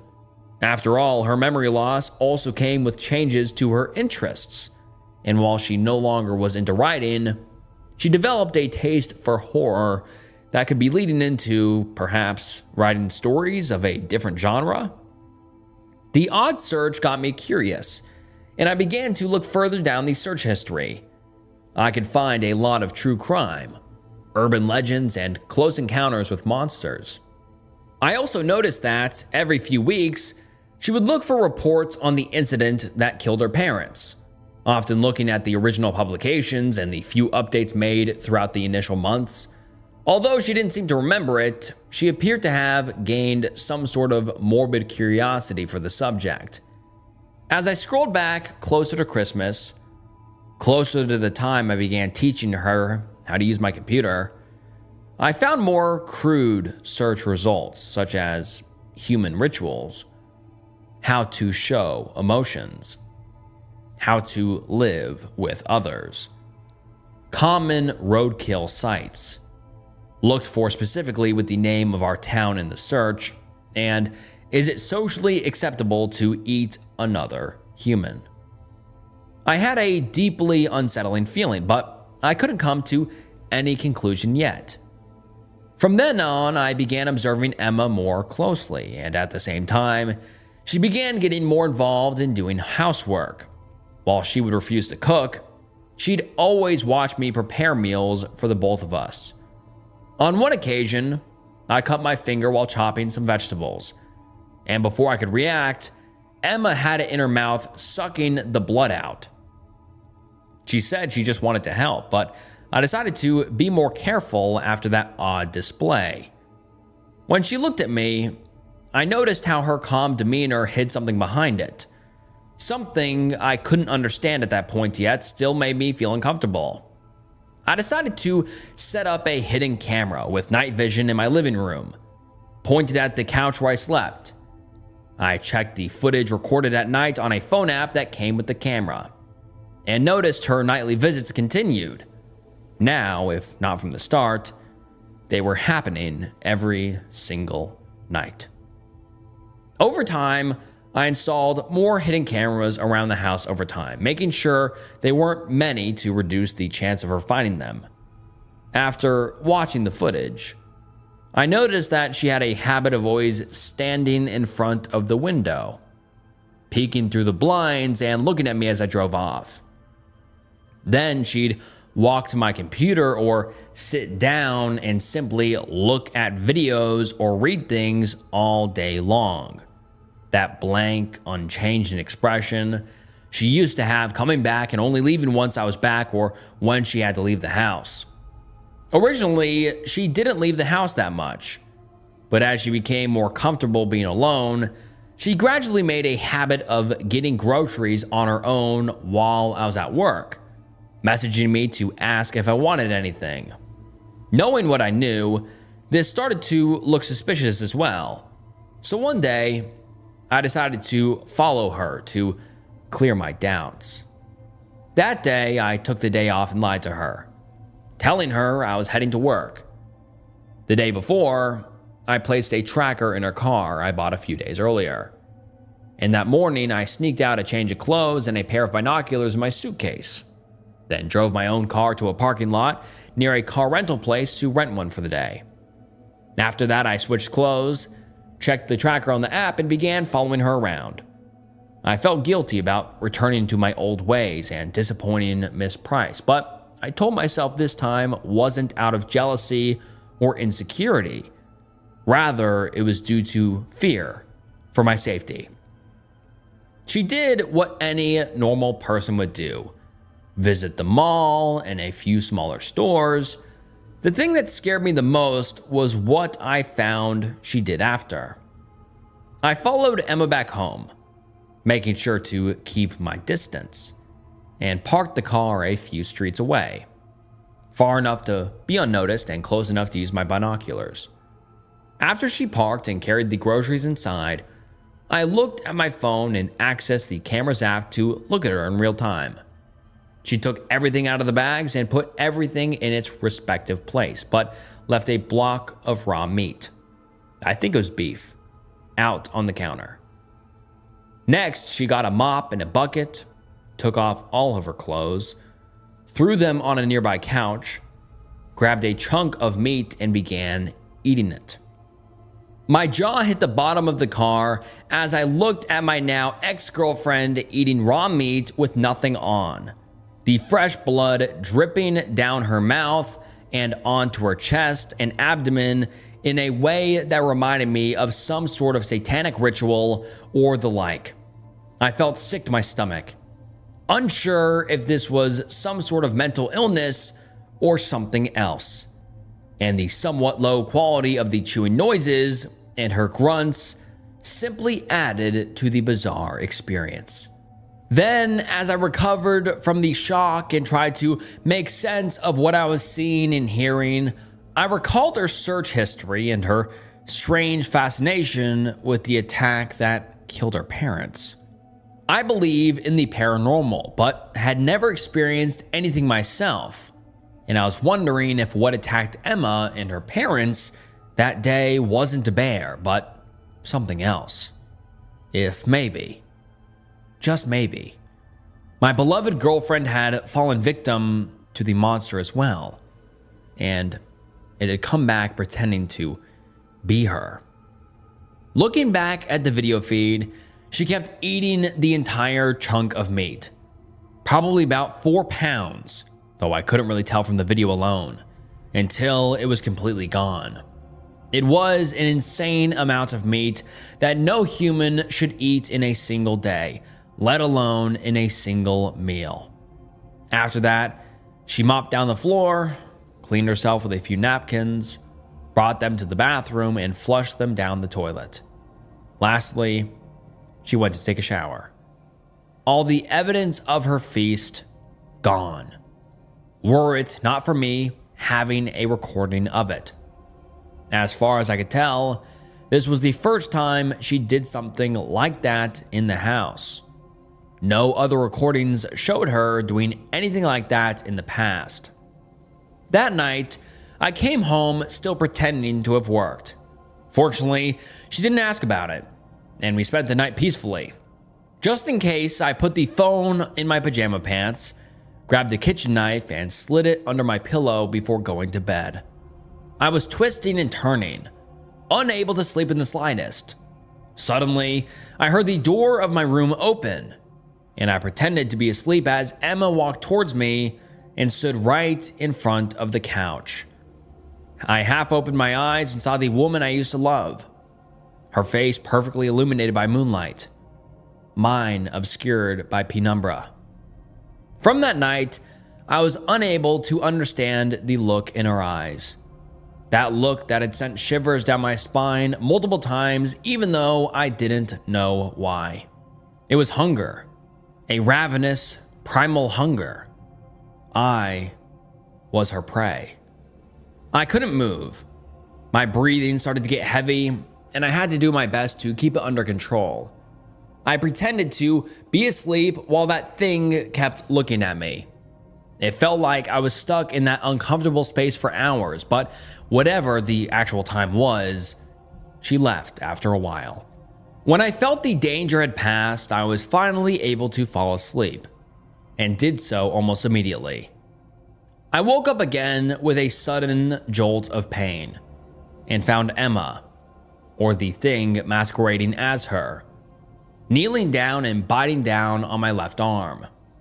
I tried pulling away, and she bit down a chunk of skin without mercy. "What is wrong with you?" I asked, the adrenaline quickly rushing through my body as I went on high alert and pushed her away, grabbing the knife with my right hand and pointing it at her while trying to step back. Her words came out so desperate, her voice almost guttural and uncanny. "I'm sorry, it's just your fear. It makes me even hungrier." I leaped back onto the couch and put my free hand in the backseat to try and flip around.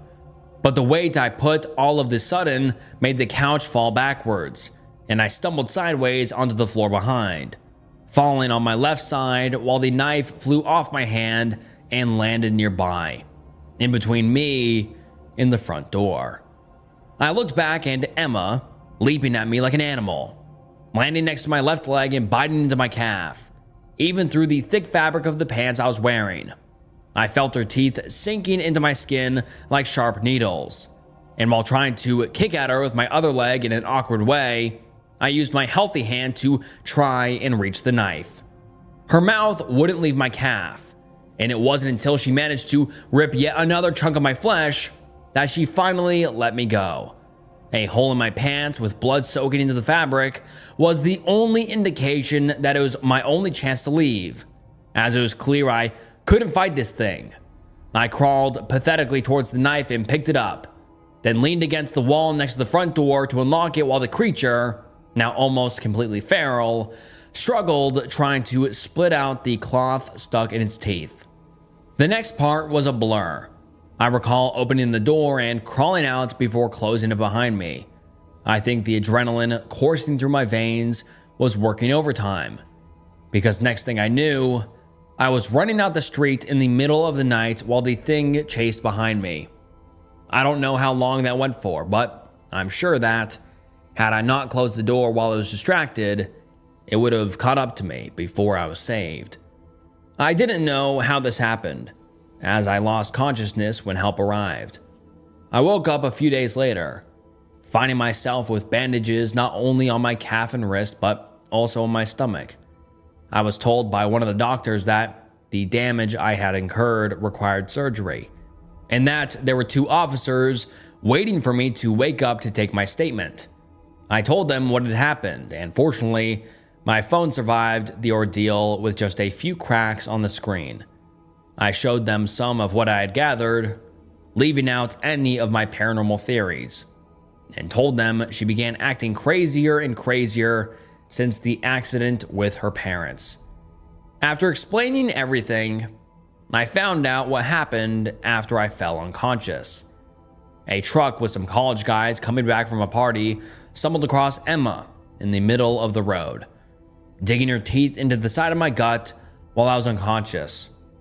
They said that the car's headlights startled her, and at the moment they noticed what she was doing, they figured she was some sort of junkie and tried to scare her away. Fortunately, they had weapons on them, so after a few warning shots, the thing scurried away into the nearby woods. The guys called the police and an ambulance for me, and that's how I ended up in the hospital. That was 2 months ago. Since then, the government officials came to my home and confiscated my cameras and electronics. I didn't fight them on it, though I was upset I wouldn't be allowed to have any video evidence of what had happened. I was told there should be no further issues, but that I should change the locks and get a weapon, just in case.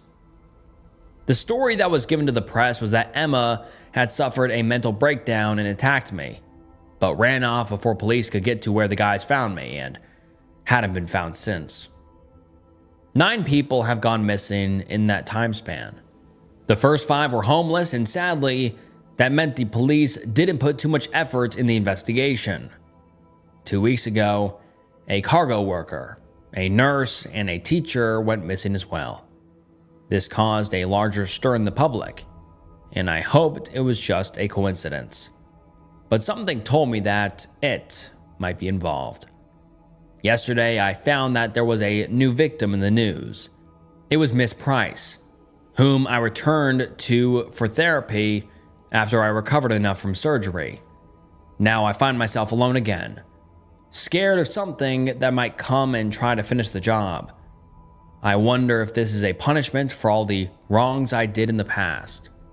If I got a taste of a perfect life just to be taken away by a force of nature. Or perhaps something more malevolent. If someone you love gets in a terrible accident where they're the only survivor, and they seem to become a different person after that, be careful. They might not be your loved one anymore. There's something very wrong about the woman under the bridge. Written by Twisted Urban Tales. When I moved to Philly for work, I knew the area wasn't great. Not run down enough to scare me off as a 6'2" guy who used to work security, but not the kind of place you wander around at night alone either, whoever you were. My walk to work took me under a bridge every morning, and that's where I first saw her. She sat on a flattened piece of cardboard near one of the pillars, head lowered, hood pulled up, a "please spare change for food" sign scrawled in pencil was propped up beside her. At first, I didn't think much of it until I looked again. She had no legs. Not covered or hidden, just no legs. There were stumps above where her knees should have been. I paused and took a closer look. She couldn't have been older than her mid-20s, and that part stuck with me more than anything. Her face was grimy, and she had mangled, unkempt blonde hair. But I could tell. You expect to see older people out there, but not someone who still looked like they should have been in college. I reached into my wallet and dropped a few bills into the cup beside her. She didn't speak. She just lowered her head slightly. Everyone else walked past. The next time I saw her was the morning after the weekend, in the same spot, sitting in the same position. This time, when I gave her money, she looked up at me. Her eyes were wide with something that looked like panicked desperation. I hesitated. "You okay?" I asked. No response. I assumed she was pleading for more cash, so that's what I gave her. But that wide-eyed look still persisted as I slowly walked away. Later that day, I got off work early and passed her again around midday. And this time she was looking down, as if trying to be invisible. It stuck with me for a while. The next morning, when I stopped again, she did something different. As I handed her money, she slipped something into my hand. A small, folded piece of paper, gray and worn, like it had been through it. I opened it while walking. The writing was in messy pencil scribbles, and it wasn't English. I looked over it curiously and put it in my back pocket, assuming it was a thank you note or something. During my work break, I pulled out the note again and glanced at it curiously, wondering what it said. An idea occurred to me. I downloaded a translation app and took a photo. Then I uploaded it to the app, which detected the language. Russian. A few seconds later, the English translation came back. Do not give me money.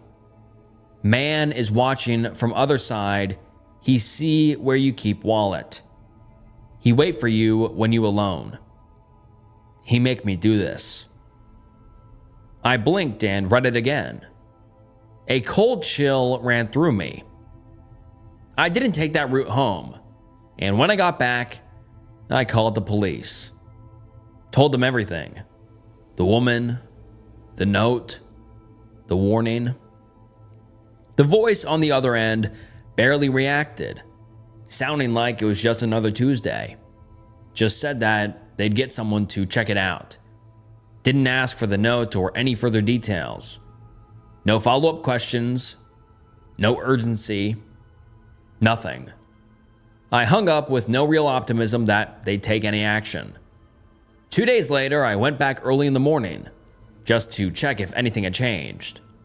The streets were still dark, completely empty at that hour. I had a fake wallet in my back pocket and my pistol just in case, but I wasn't expecting to use it. I arrived hoping to see the area cornered off, at least some sign that the authorities had been there, but there was none at all. And she wasn't there. The spot under the bridge was empty. The cardboard and the sign were gone. I glanced at my watch and stood there, telling myself it was early. She might not be out yet. But where else would she be? After all, she slept there. I stood there longer than I should have, listening. The water beneath the bridge moved slowly, quietly. Then I heard something. Faint, like a voice.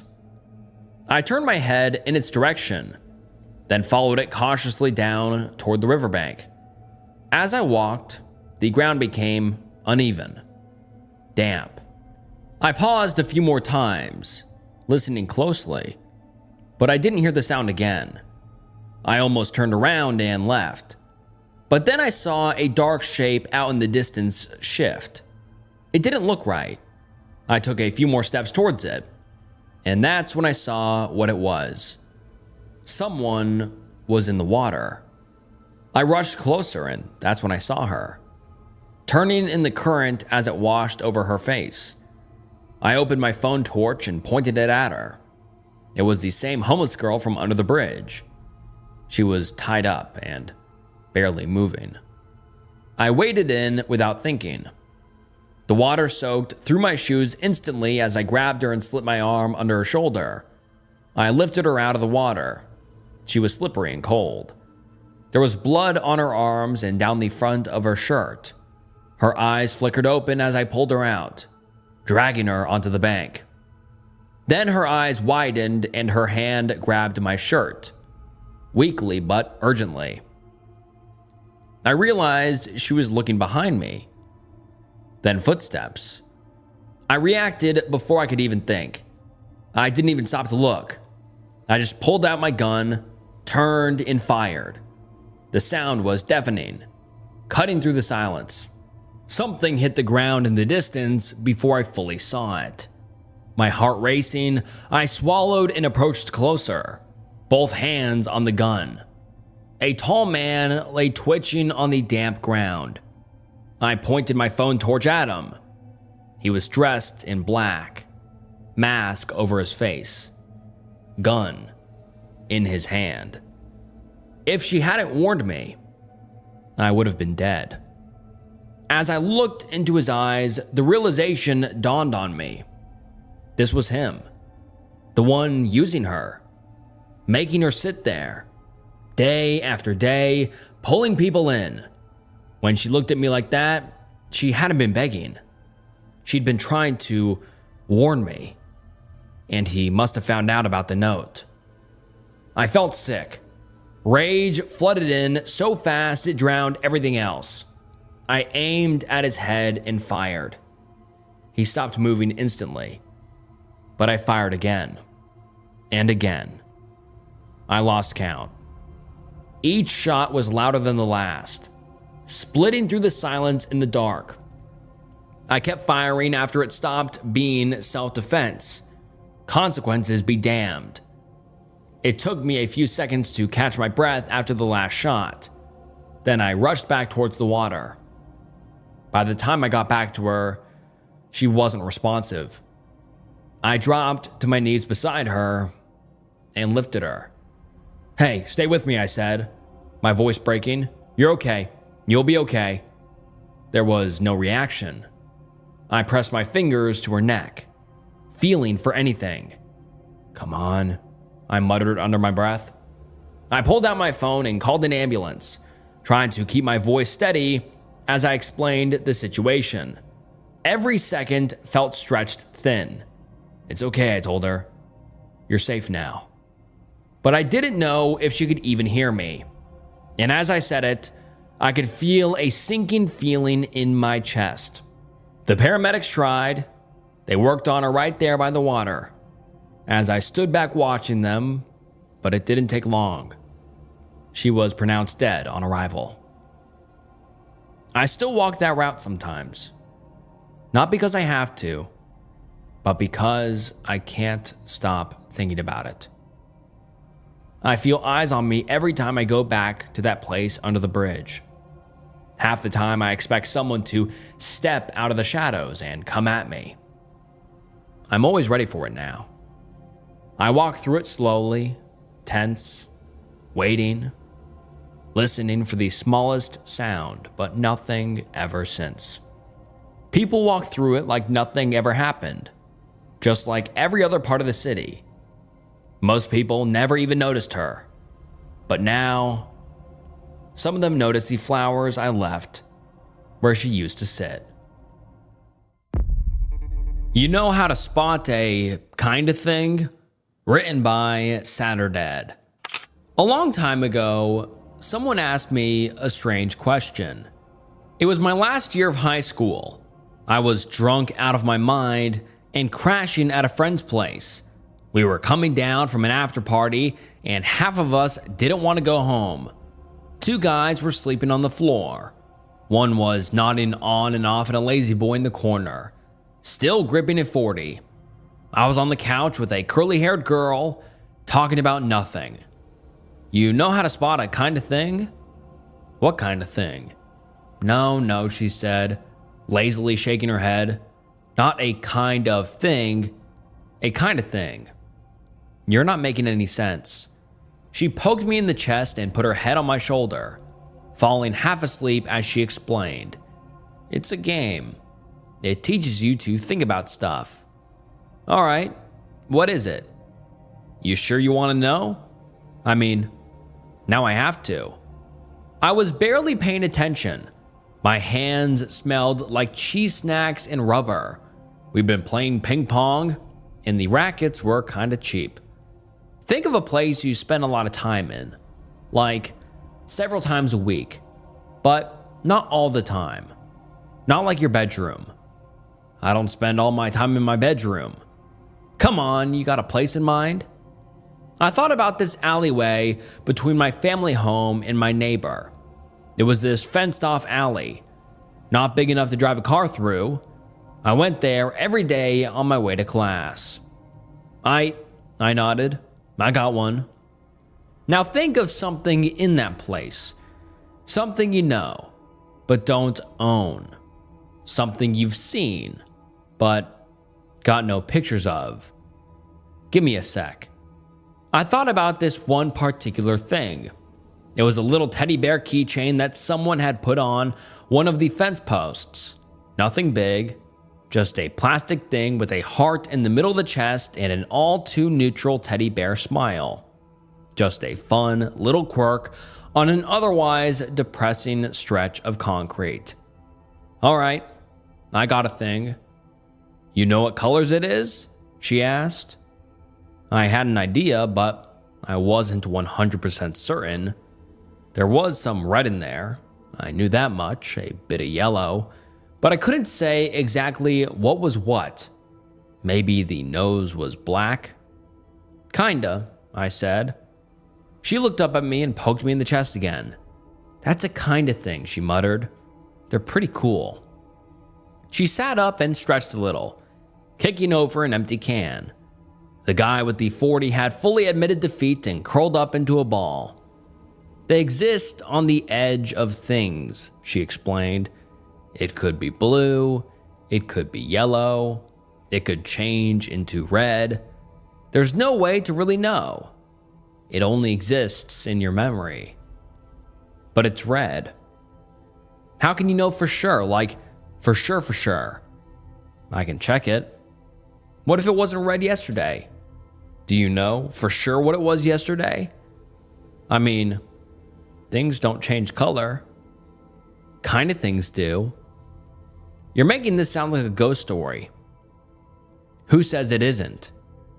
We got into this weird wine-fueled philosophy nonsense that led us nowhere and ended up making out on the patio, staying up until dawn. As the sun rose and a car came to take her away, I decided to drag myself home. As I wandered, I took the route through that alley, and like always, the teddy bear keychain hung on one of the posts. Except the thing wasn't red or yellow. It was blue, like my mother's novelty sunflowers. There were a couple of red spots along the paws, but the main thing was all blue. I'd been certain it was supposed to be all red. But maybe I just focused on the details. I picked it up, put it in my pocket, and instantly forgot about it. I wouldn't see that keychain for a long time, and I wouldn't think much of it because I guess that's the nature of kind of things. I saw that keychain a couple of times over the next few years. When I moved into my college dorm, I had it resting on my windowsill. I think my mom put it there. At some point, I knocked it over and it rolled under a nightstand, where I didn't find it until years later when I graduated. From there, it ended up in a box of knickknacks, which ended up on a shelf in my apartment. It wasn't an exciting journey, but it was my journey. You sort of forget how long things stick around until you're old enough to look back on it. I got my bachelor's degree, my master's degree, and got working on a doctorate.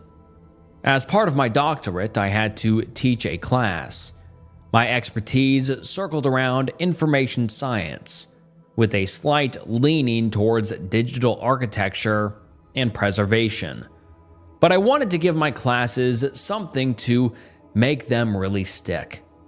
That was the first time in years that I thought of kind of things. Problem was, once I went looking for that teddy bear keychain to bring to class, I couldn't find it. When I held my first class, I told them all about the kind of things. I asked my students to consider what their own kind of things would be. It was all framed in the context of how important it is to preserve factual information in a way that makes it contextually aware. But for all the first-year students, it turned into a thing to share at parties. And the circle of drunk philosophers continued for another generation. It was fun though. They all had something. A cracked coffee cup, an old bike wheel abandoned near the football field, a baseball cap on the top shelf that they couldn't reach. All little things that didn't matter but were important enough to be made and forgotten about. And now I had a whole class thinking about them. Every class I taught heard that story. I skipped the part where I made out and smelled of Fritos. They didn't need the details. Not everyone knew my name, but they all remembered me asking that first question on the first day of class. You know how to spot a kind of thing? By the time I turned 27, I finished my doctorate. I had a paid position, but I was looking for something more permanent. You don't go chasing tenure right away, but I wanted to do more experimental work, maybe field work even. I had applied for a couple positions at colleges out of state. Not Ivy League, but up there in the charts. I figured this was as good as a time as any to stretch my wings after spending all of my life in one state and city. One of my proposals got picked up, and my time as a teacher of that one class was swiftly coming to an end. One more semester and that would be it. It was bittersweet. I'd gotten to know my colleagues pretty well. They were a bunch of fun nerds, having board games, nights in the lounge. They all had this thing where they used cleaned out vodka bottles as water bottles just so students could take funny pictures and go, "This is my professor, LOL." I was sad to see it come to an end, but it was time to move on to find newer things. New can't always be bad, and my colleagues had planned one hell of a going away party. It was the last day of class, a Friday. They were holding a bit of an event for my last class, and all my colleagues were there. Some held speeches, and the students were invited to share some anecdotes as well. There were a lot of nice words, I won't lie. I got a bit teary-eyed. Once things come to an end, everything gets put into the perspective of how much you're going to miss it. Every stupid little detail. As a final hurrah, they revealed a gift to me. Something for me to bring to my next office. I could tell it was a box of some kind, covered in a big white cloth. They pulled it off with a magician's flair. We all applauded. There was a box.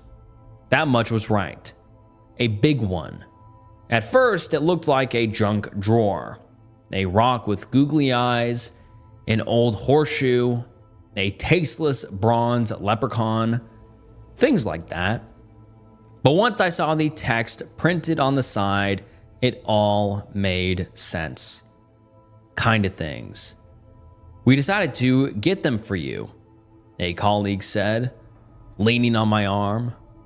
"We know how much you love them, so we all went out and got our kind of things. We figured you'd enjoy them." I've never been so proud to get a box of junk. The next few weeks were a blur. Moving trucks, cleaning, leases, putting those plastic buttons on the legs of a new furniture so they don't scrape the floor, putting up shelves, straightening photos and paintings, washing the cloth for the kitchen table, making a space into a home, one tacky bachelor item at a time. All the while, I had a box resting on top of my closet, still proudly labeled "Kinda Things."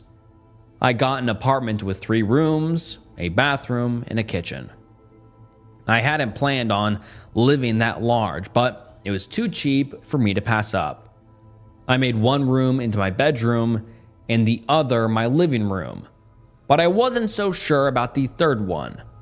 I decided I'd make it into a guest room, somewhere down the line.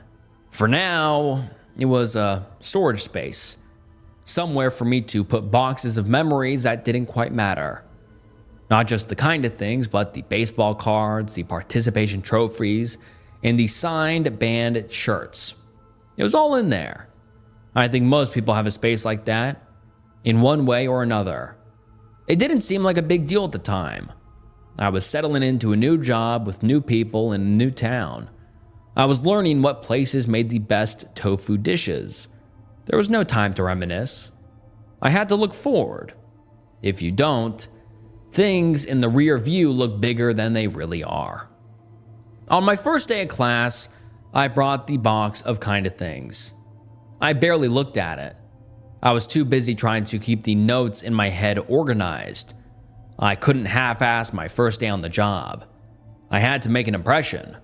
Not just for my students, but there'd be a couple of new colleagues in the crowd. That's why I brought the box. Crowds love props. I shook hands with those who attended, introduced myself, and got a moderate crowd of about 40 people for my first day. Not just a class, but a couple of extras. I asked them all to sit up front as I unveiled the box. I had it turned outward towards the students. I barely saw the thing myself. "No photos," I emphasized, shushing them with a finger like I was telling a secret. "No pictures and no ownership. You can keep them, but they're never really yours." That got a couple of chuckles. I had a presentation ready and had them name a couple of kind of things in their own lives as I slowly pivoted into a metaphor related to my field of study. It was pretty clean. I'd used that particular setup a couple of times before, and yet there was something about that one class that didn't sit right with me. I couldn't put my finger on it. It wasn't just being nervous about a new job, it was something about the crowd. Every time I looked back, my eyes got stuck on something, like how you react to sudden movement, but with nothing changing. Something was putting me on edge, and I couldn't point my finger at what it was. Coming back home after a long day, I put down my box of kind of things in the hallway and got myself a cold beer. I wasn't going anywhere, and I'd spent all my social energy in one go. There'd been muffins in the lounge, and everyone wanted to talk to me about my various articles and, of course, the kind of things. Everyone always wants to tell me about their kind of thing. I walked into my budding guest room with its mint green walls. I put down my beer and tossed the box back up on the closet. As I did, something tumbled out. My teddy bear keychain. It landed on the floor with a little rattle. I stood there for a moment, dumbfounded. It couldn't have been in the box. I would have seen it. Or maybe I put it there during the move and forgot about it. Strange. I hadn't seen it for a long time. I picked it up and rolled it between my fingers. Looking at the colors and shapes, it wasn't like how I remembered it. It wasn't all blue like I thought it was. It was mostly gray with details of blue and red. The eyes looked like lemons. The heart in the center of its chest was a little smaller than I remembered. I decided to take the box back down to check if there was anything else I'd accidentally put in there that I'd forgotten about. I sat down on the floor, took another sip of beer, and opened the box. For a moment, my mind short-circuited. I had never seen any of those things before. There was an old-timey alarm clock with a broken spring, what looked like a watermelon paperweight, and a handheld dinner bell without the ringer thing in the middle. I hadn't seen any of those items before, and I was more than certain that I'd gone through that box at least once or twice. But then, why couldn't I remember those things and who gave them to me? I sat there, trying to think of the names of the students who'd been there. I remembered them fairly well, but I couldn't point to who gave me what. That and little details about them had faded. Was it Josh or Joshua? Did one of them have an NHL or NBA cap? I could sort of remember the outline, but not the absolute details. It gave me a moment to pause. I considered that there might be such a thing as kind of people. Those people you spend a little time with every now and then, but never really get to know. Peripheral people. Pseudo people. If that's the case, who's to say I wasn't someone's kind of people? I mean, I had to be, right? I shook the thought out of my mind, finished my beer, and got up off the floor. I headed for the door, closed my hand around the handle and pulled. Nothing happened. Had it always been opened outward? Of course it had. It was just a new apartment, and I was getting accustomed to it. And yet, I'm not the one for being paranoid. Through all my years of talking about kind of things, I always considered them a fun thought experiment. Some talked about them like demons or ghost stories, like they were supposed to bring something horrible. I never saw it like that. They were just this idea to consider about the nature of permanence. They weren't malicious things. And yet, I started to get this uncomfortable sensation in my stomach whenever I passed by my guest room. It wasn't a conscious thought, but just this sense of unease, like there would be something new for me to misremember if I entered that room with that box and didn't pay attention.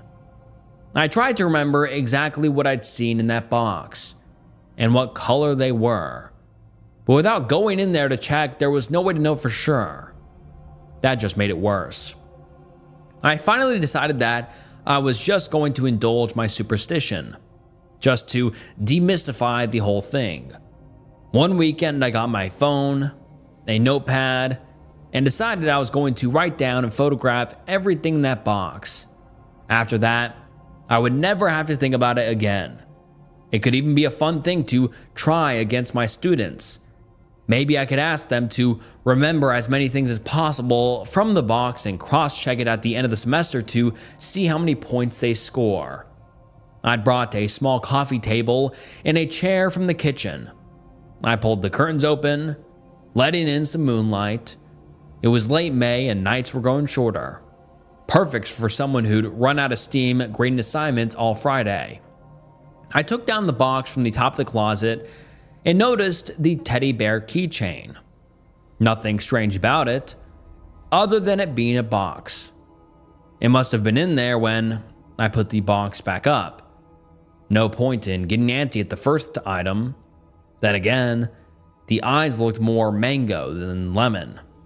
How could I have been so certain about the lemon color? Maybe the moonlight made it look different. I brought out one item after another, only stopping briefly to think about who gave it to me. I remembered quite a lot of them.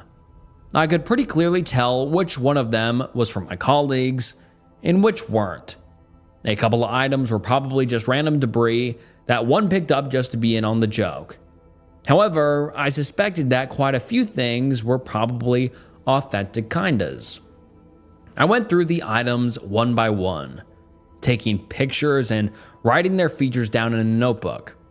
It was a strange feeling, sitting alone with so many uncertainties.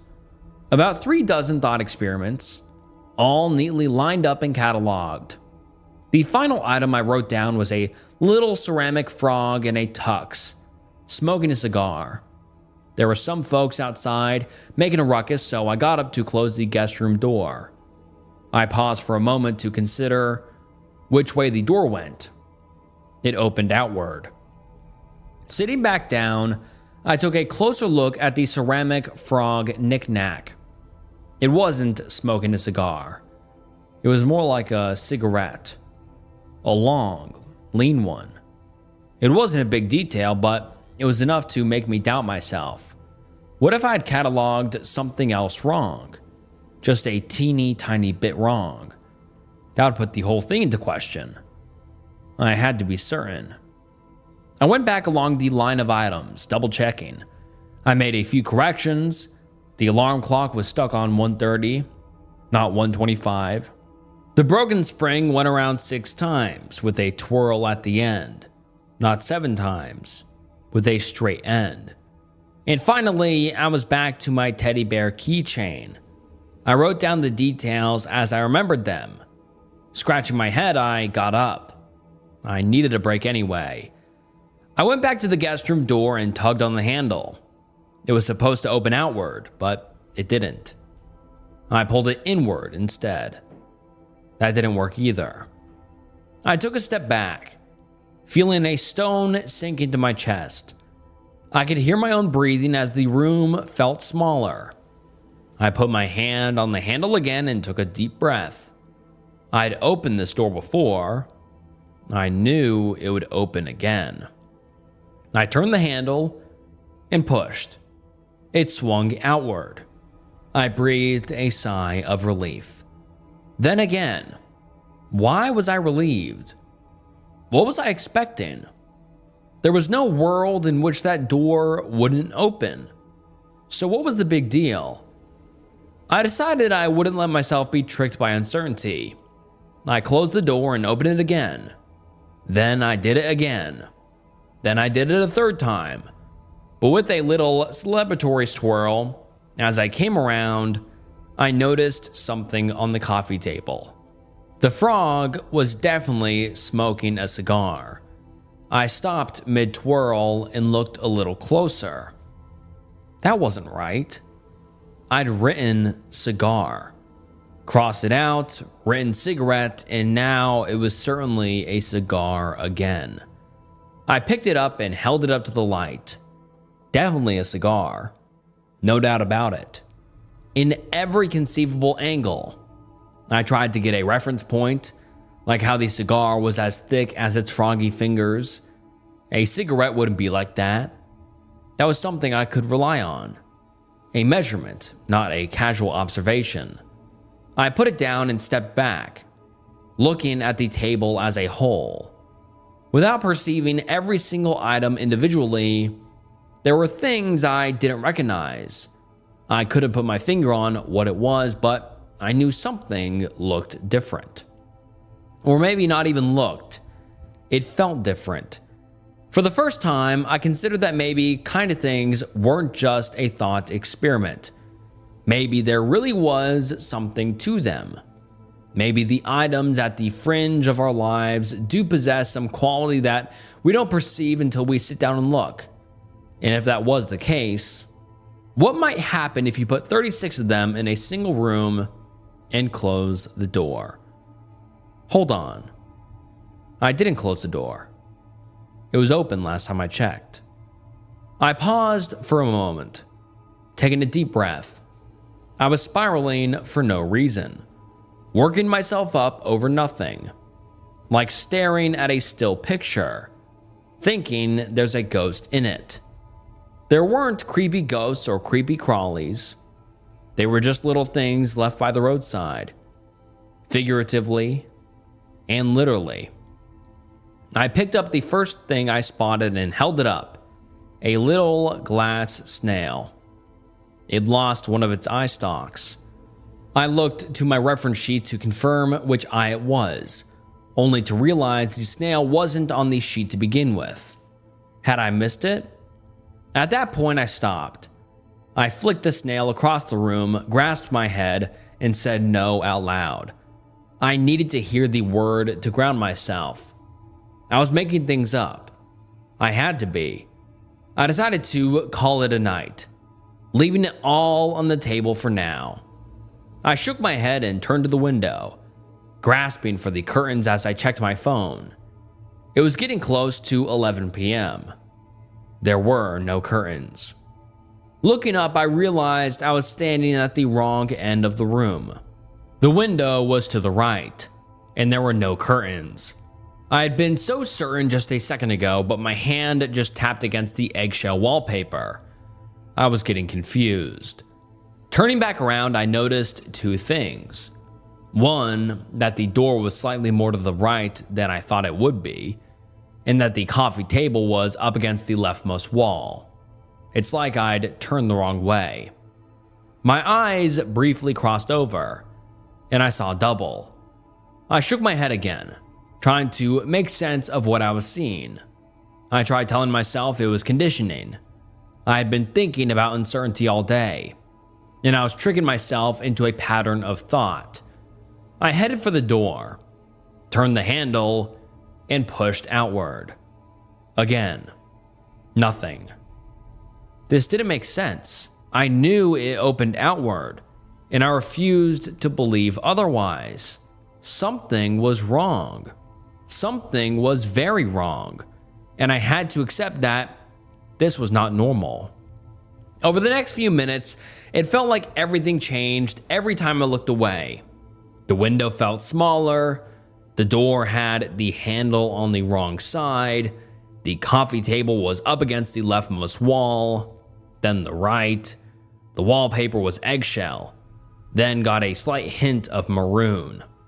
The floor was imitation wood, then a textureless brown plastic. I pulled on the door a couple of times, but it didn't open either. I turned to open the window, but it was gone. I could feel a cold sweat coming on. I wasn't imagining this. It wasn't a misunderstanding. I knew what was out there, and I knew I'd looked out that window dozens of times. I backed away and put my hand on the light switch. I flicked it off and on again. A couple of things changed. A few items seemed to have moved. One of the closet doors was open. I flicked the light again, faster this time.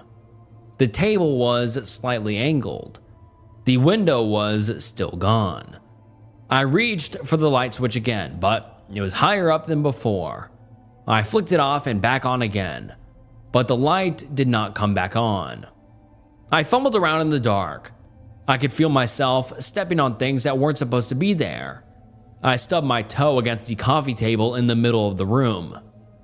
I fumbled with my hands along 4 walls of the room, but I couldn't find the door. I couldn't find the closet. After a while, I couldn't even find the coffee table. I tried lying down flat and spreading out my arms, hoping to touch pretty much whatever. After a couple of tries, I couldn't even find my way back to the wall. It was just me and this impressionless void. It didn't make sense to me. I knew exactly where things were supposed to be.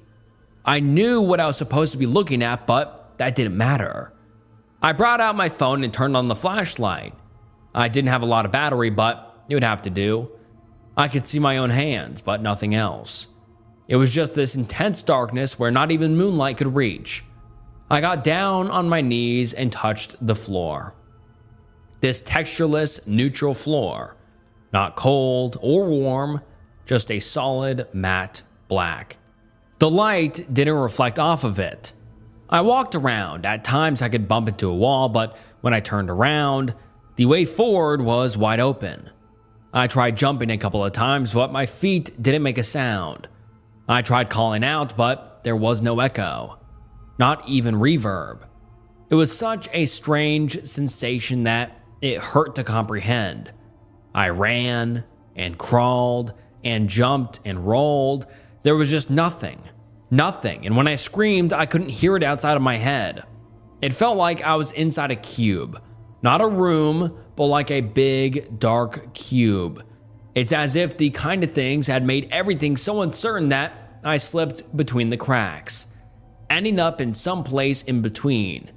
If I tripped or fell, I could feel myself rolling off the floor and landing on what was previously a wall, making me think every angle was made to be uncertain, designed to change. After a while, I just started walking forward. I walked and walked and walked, but never hit a wall. 10 minutes, still no wall. My heart was pounding out of my chest, and I could taste salt on my tongue. Without anything outside yourself, you start to notice details you would otherwise ignore, like how you breathe or how your heart sounds as it beats. You can hear the tendons stretch in your legs with every step, and you start to question why. I tried to fixate on things I knew for certain. My name, my parents, the name of my childhood friends, but even in that circle of grounding, there was doubt. What color were my mother's eyes, really? In that damn teddy bear keychain, what did it really look like? That seemed to shift something. There was a flash, like a light post going past a speeding car. That was something. Reaction. Maybe the kind of things, if they got me lost, could also help me find a way back. I thought about that teddy bear keychain. I tried to imagine myself on that first drunken morning, picking it up from the fence behind my family home. I remember turning it over in my hands, looking at the colors and the patterns, but in that thought, there was nothing there. Just this swirling pattern of black and white, like the static between TV channels. Thinking about how it tickled my hands, making my brain feel like it needed to discard the memory like an unpleasant sneeze. I brought the memory back further. I thought about that night on the couch with that curly-haired girl. That night when I first heard about the kind of things. Who had she been? We talked all night. We'd made out, but I couldn't remember her name. Did I ever see her again? And there were a couple of things that didn't add up. Had she known anyone at the party? Why was she the only girl there? Why didn't we exchange numbers? My thoughts spiraled as I started to question every step along the path. You are what you do, and if all you've done can be called into question, you start to feel like nothing. And I fell to my knees. It didn't hurt. Nothing hurt. It was like floating in a world that forgot to pull you down. I would sometimes find myself inches above the ground, having to stretch my toes down to feel something solid. After a while, I lost that too. But I kept my mind on that teddy bear. I pushed past the fractal images I'd built in my mind. The red, the blue, the gray, the black, the lime and mango eyes. If you looked past all of it, there were certainties that never changed. It had 2 eyes, 2 legs, 2 arms, and a heart on its chest. That was always there. That was certain. I repeated it like a mantra. 2 eyes, 2 legs, 2 arms, and a heart. 2 eyes, 2 legs, 2 arms, and a heart. Something was happening. The ground came back. There was a light. Were there distant lamps, pieces of wallpaper, or lonely stars? It was a night sky. I recognized some of the constellations. I spun around, pointing out patterns I recognized. I spun on my heel, excited to feel something solid beneath me. 2 eyes, 2 legs, 2 arms, and a heart. As I came around the second spin, my entire field of view was absorbed. Something astronomically large, impossibly large, a planet-sized eye, so unfathomable that it couldn't be considered a thing or a place, it just was. An eye. The word rattled in my mind like a panicked bird in a cage, screaming at me, over and over. An eye. It was an eye. It repeated to the point where it turned from thing to word to noise. An eye. An eye. An eye. An eye. An eye. I shut my eyes and imagined the teddy bear key ring in my hands. I imagined the texture. I decided I would have to commit to a truth that I knew to be true. I had to force myself to be certain. I decided it was blue, with red details. That's how I remembered it from that first night, and that's what it had to be. Blue, with red details, and lemon eyes. Looking up, I could see dozens of coffee tables in random patterns, all covered in teddy bear keychains of various shapes and patterns and colors. All the while, something so large that the universe itself looked like the dark of its eye bore down on me from every angle. It didn't need to say anything. I knew what had to be done. It wanted a choice, a certainty. I had to show it the right kind of thing. I have no idea how long I wandered that void, poking and prodding at those little keychains. One was darker blue with yellow lining. One was almost green. Every color combination imaginable, in every angle. The eye was patient. I had to be right. I don't know how long it took me, but I found myself holding something. I held it up and I looked at it. I knew it was the right one before I even noticed the colors. Maybe it became the right one just by believing it to be. That's when it hit me. It didn't matter. The original color was gone. There was no point in trying to restore an idea or thought that had passed from memory. I decided then and there that I would make this something it had never been. I rolled the keychain between my fingers and opened my eyes. My hand was on the wall as the lights flickered back on. I was covered in sweat. All the items from the Kind of Things box were still neatly lined up on the coffee table. Even the frog, with the cigarette. The mint green walls were there. The window, the curtains, the closet. And when my shaking hand touched the door handle, it effortlessly swung outward. I cried with relief and crawled out, ending up in the hallway, clutching my teddy bear keychain. The next day, that whole box of items went straight in the trash. I stopped talking about the Kind of Things in my lectures. I made up this other thing about humpback whales and their patterns, but it wasn't nearly as effective. People like talking about their own kind of things and their own ideas relating to it. I still hear people talking about it on campus to this day, despite not mentioning it for about 3 years. I have photographed and documented everything about that teddy bear 100 times over, and it hasn't changed since. I know it better than the color of my mother's eyes. It's my one anchor binding me to this place. I could never go without it. I still get uncertain sometimes. I think when you cluster so many kind of things, it triggers a kind of chain reaction. If you just have the one, I don't think they do that much. You might just make the occasional mistake when trying to remember them.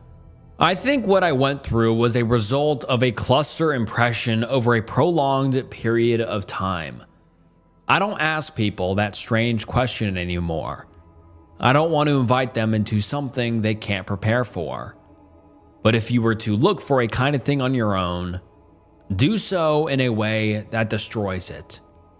Photograph it, keep it close, remember it.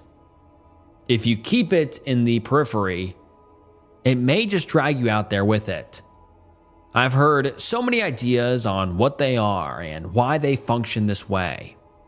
Some say that it's demons touching things that we forgot to care for. Others say that it's ghostly possession. I heard one student claiming they are lost souls, looking for solace in places they won't be disturbed. I don't know. I don't think anyone will ever know for sure. It's the nature of kind of things to never truly be known. But as long as I have that one thing to keep me grounded, I'll be fine. Maybe there'll be the occasional kind of thing in my life going forward, but at least I will know not to collect them. For now, I'll keep my keychain close and look to things I know for certain. 2 eyes, 2 legs, 2 arms, and a heart. My all-red teddy bear keychain with coal black eyes.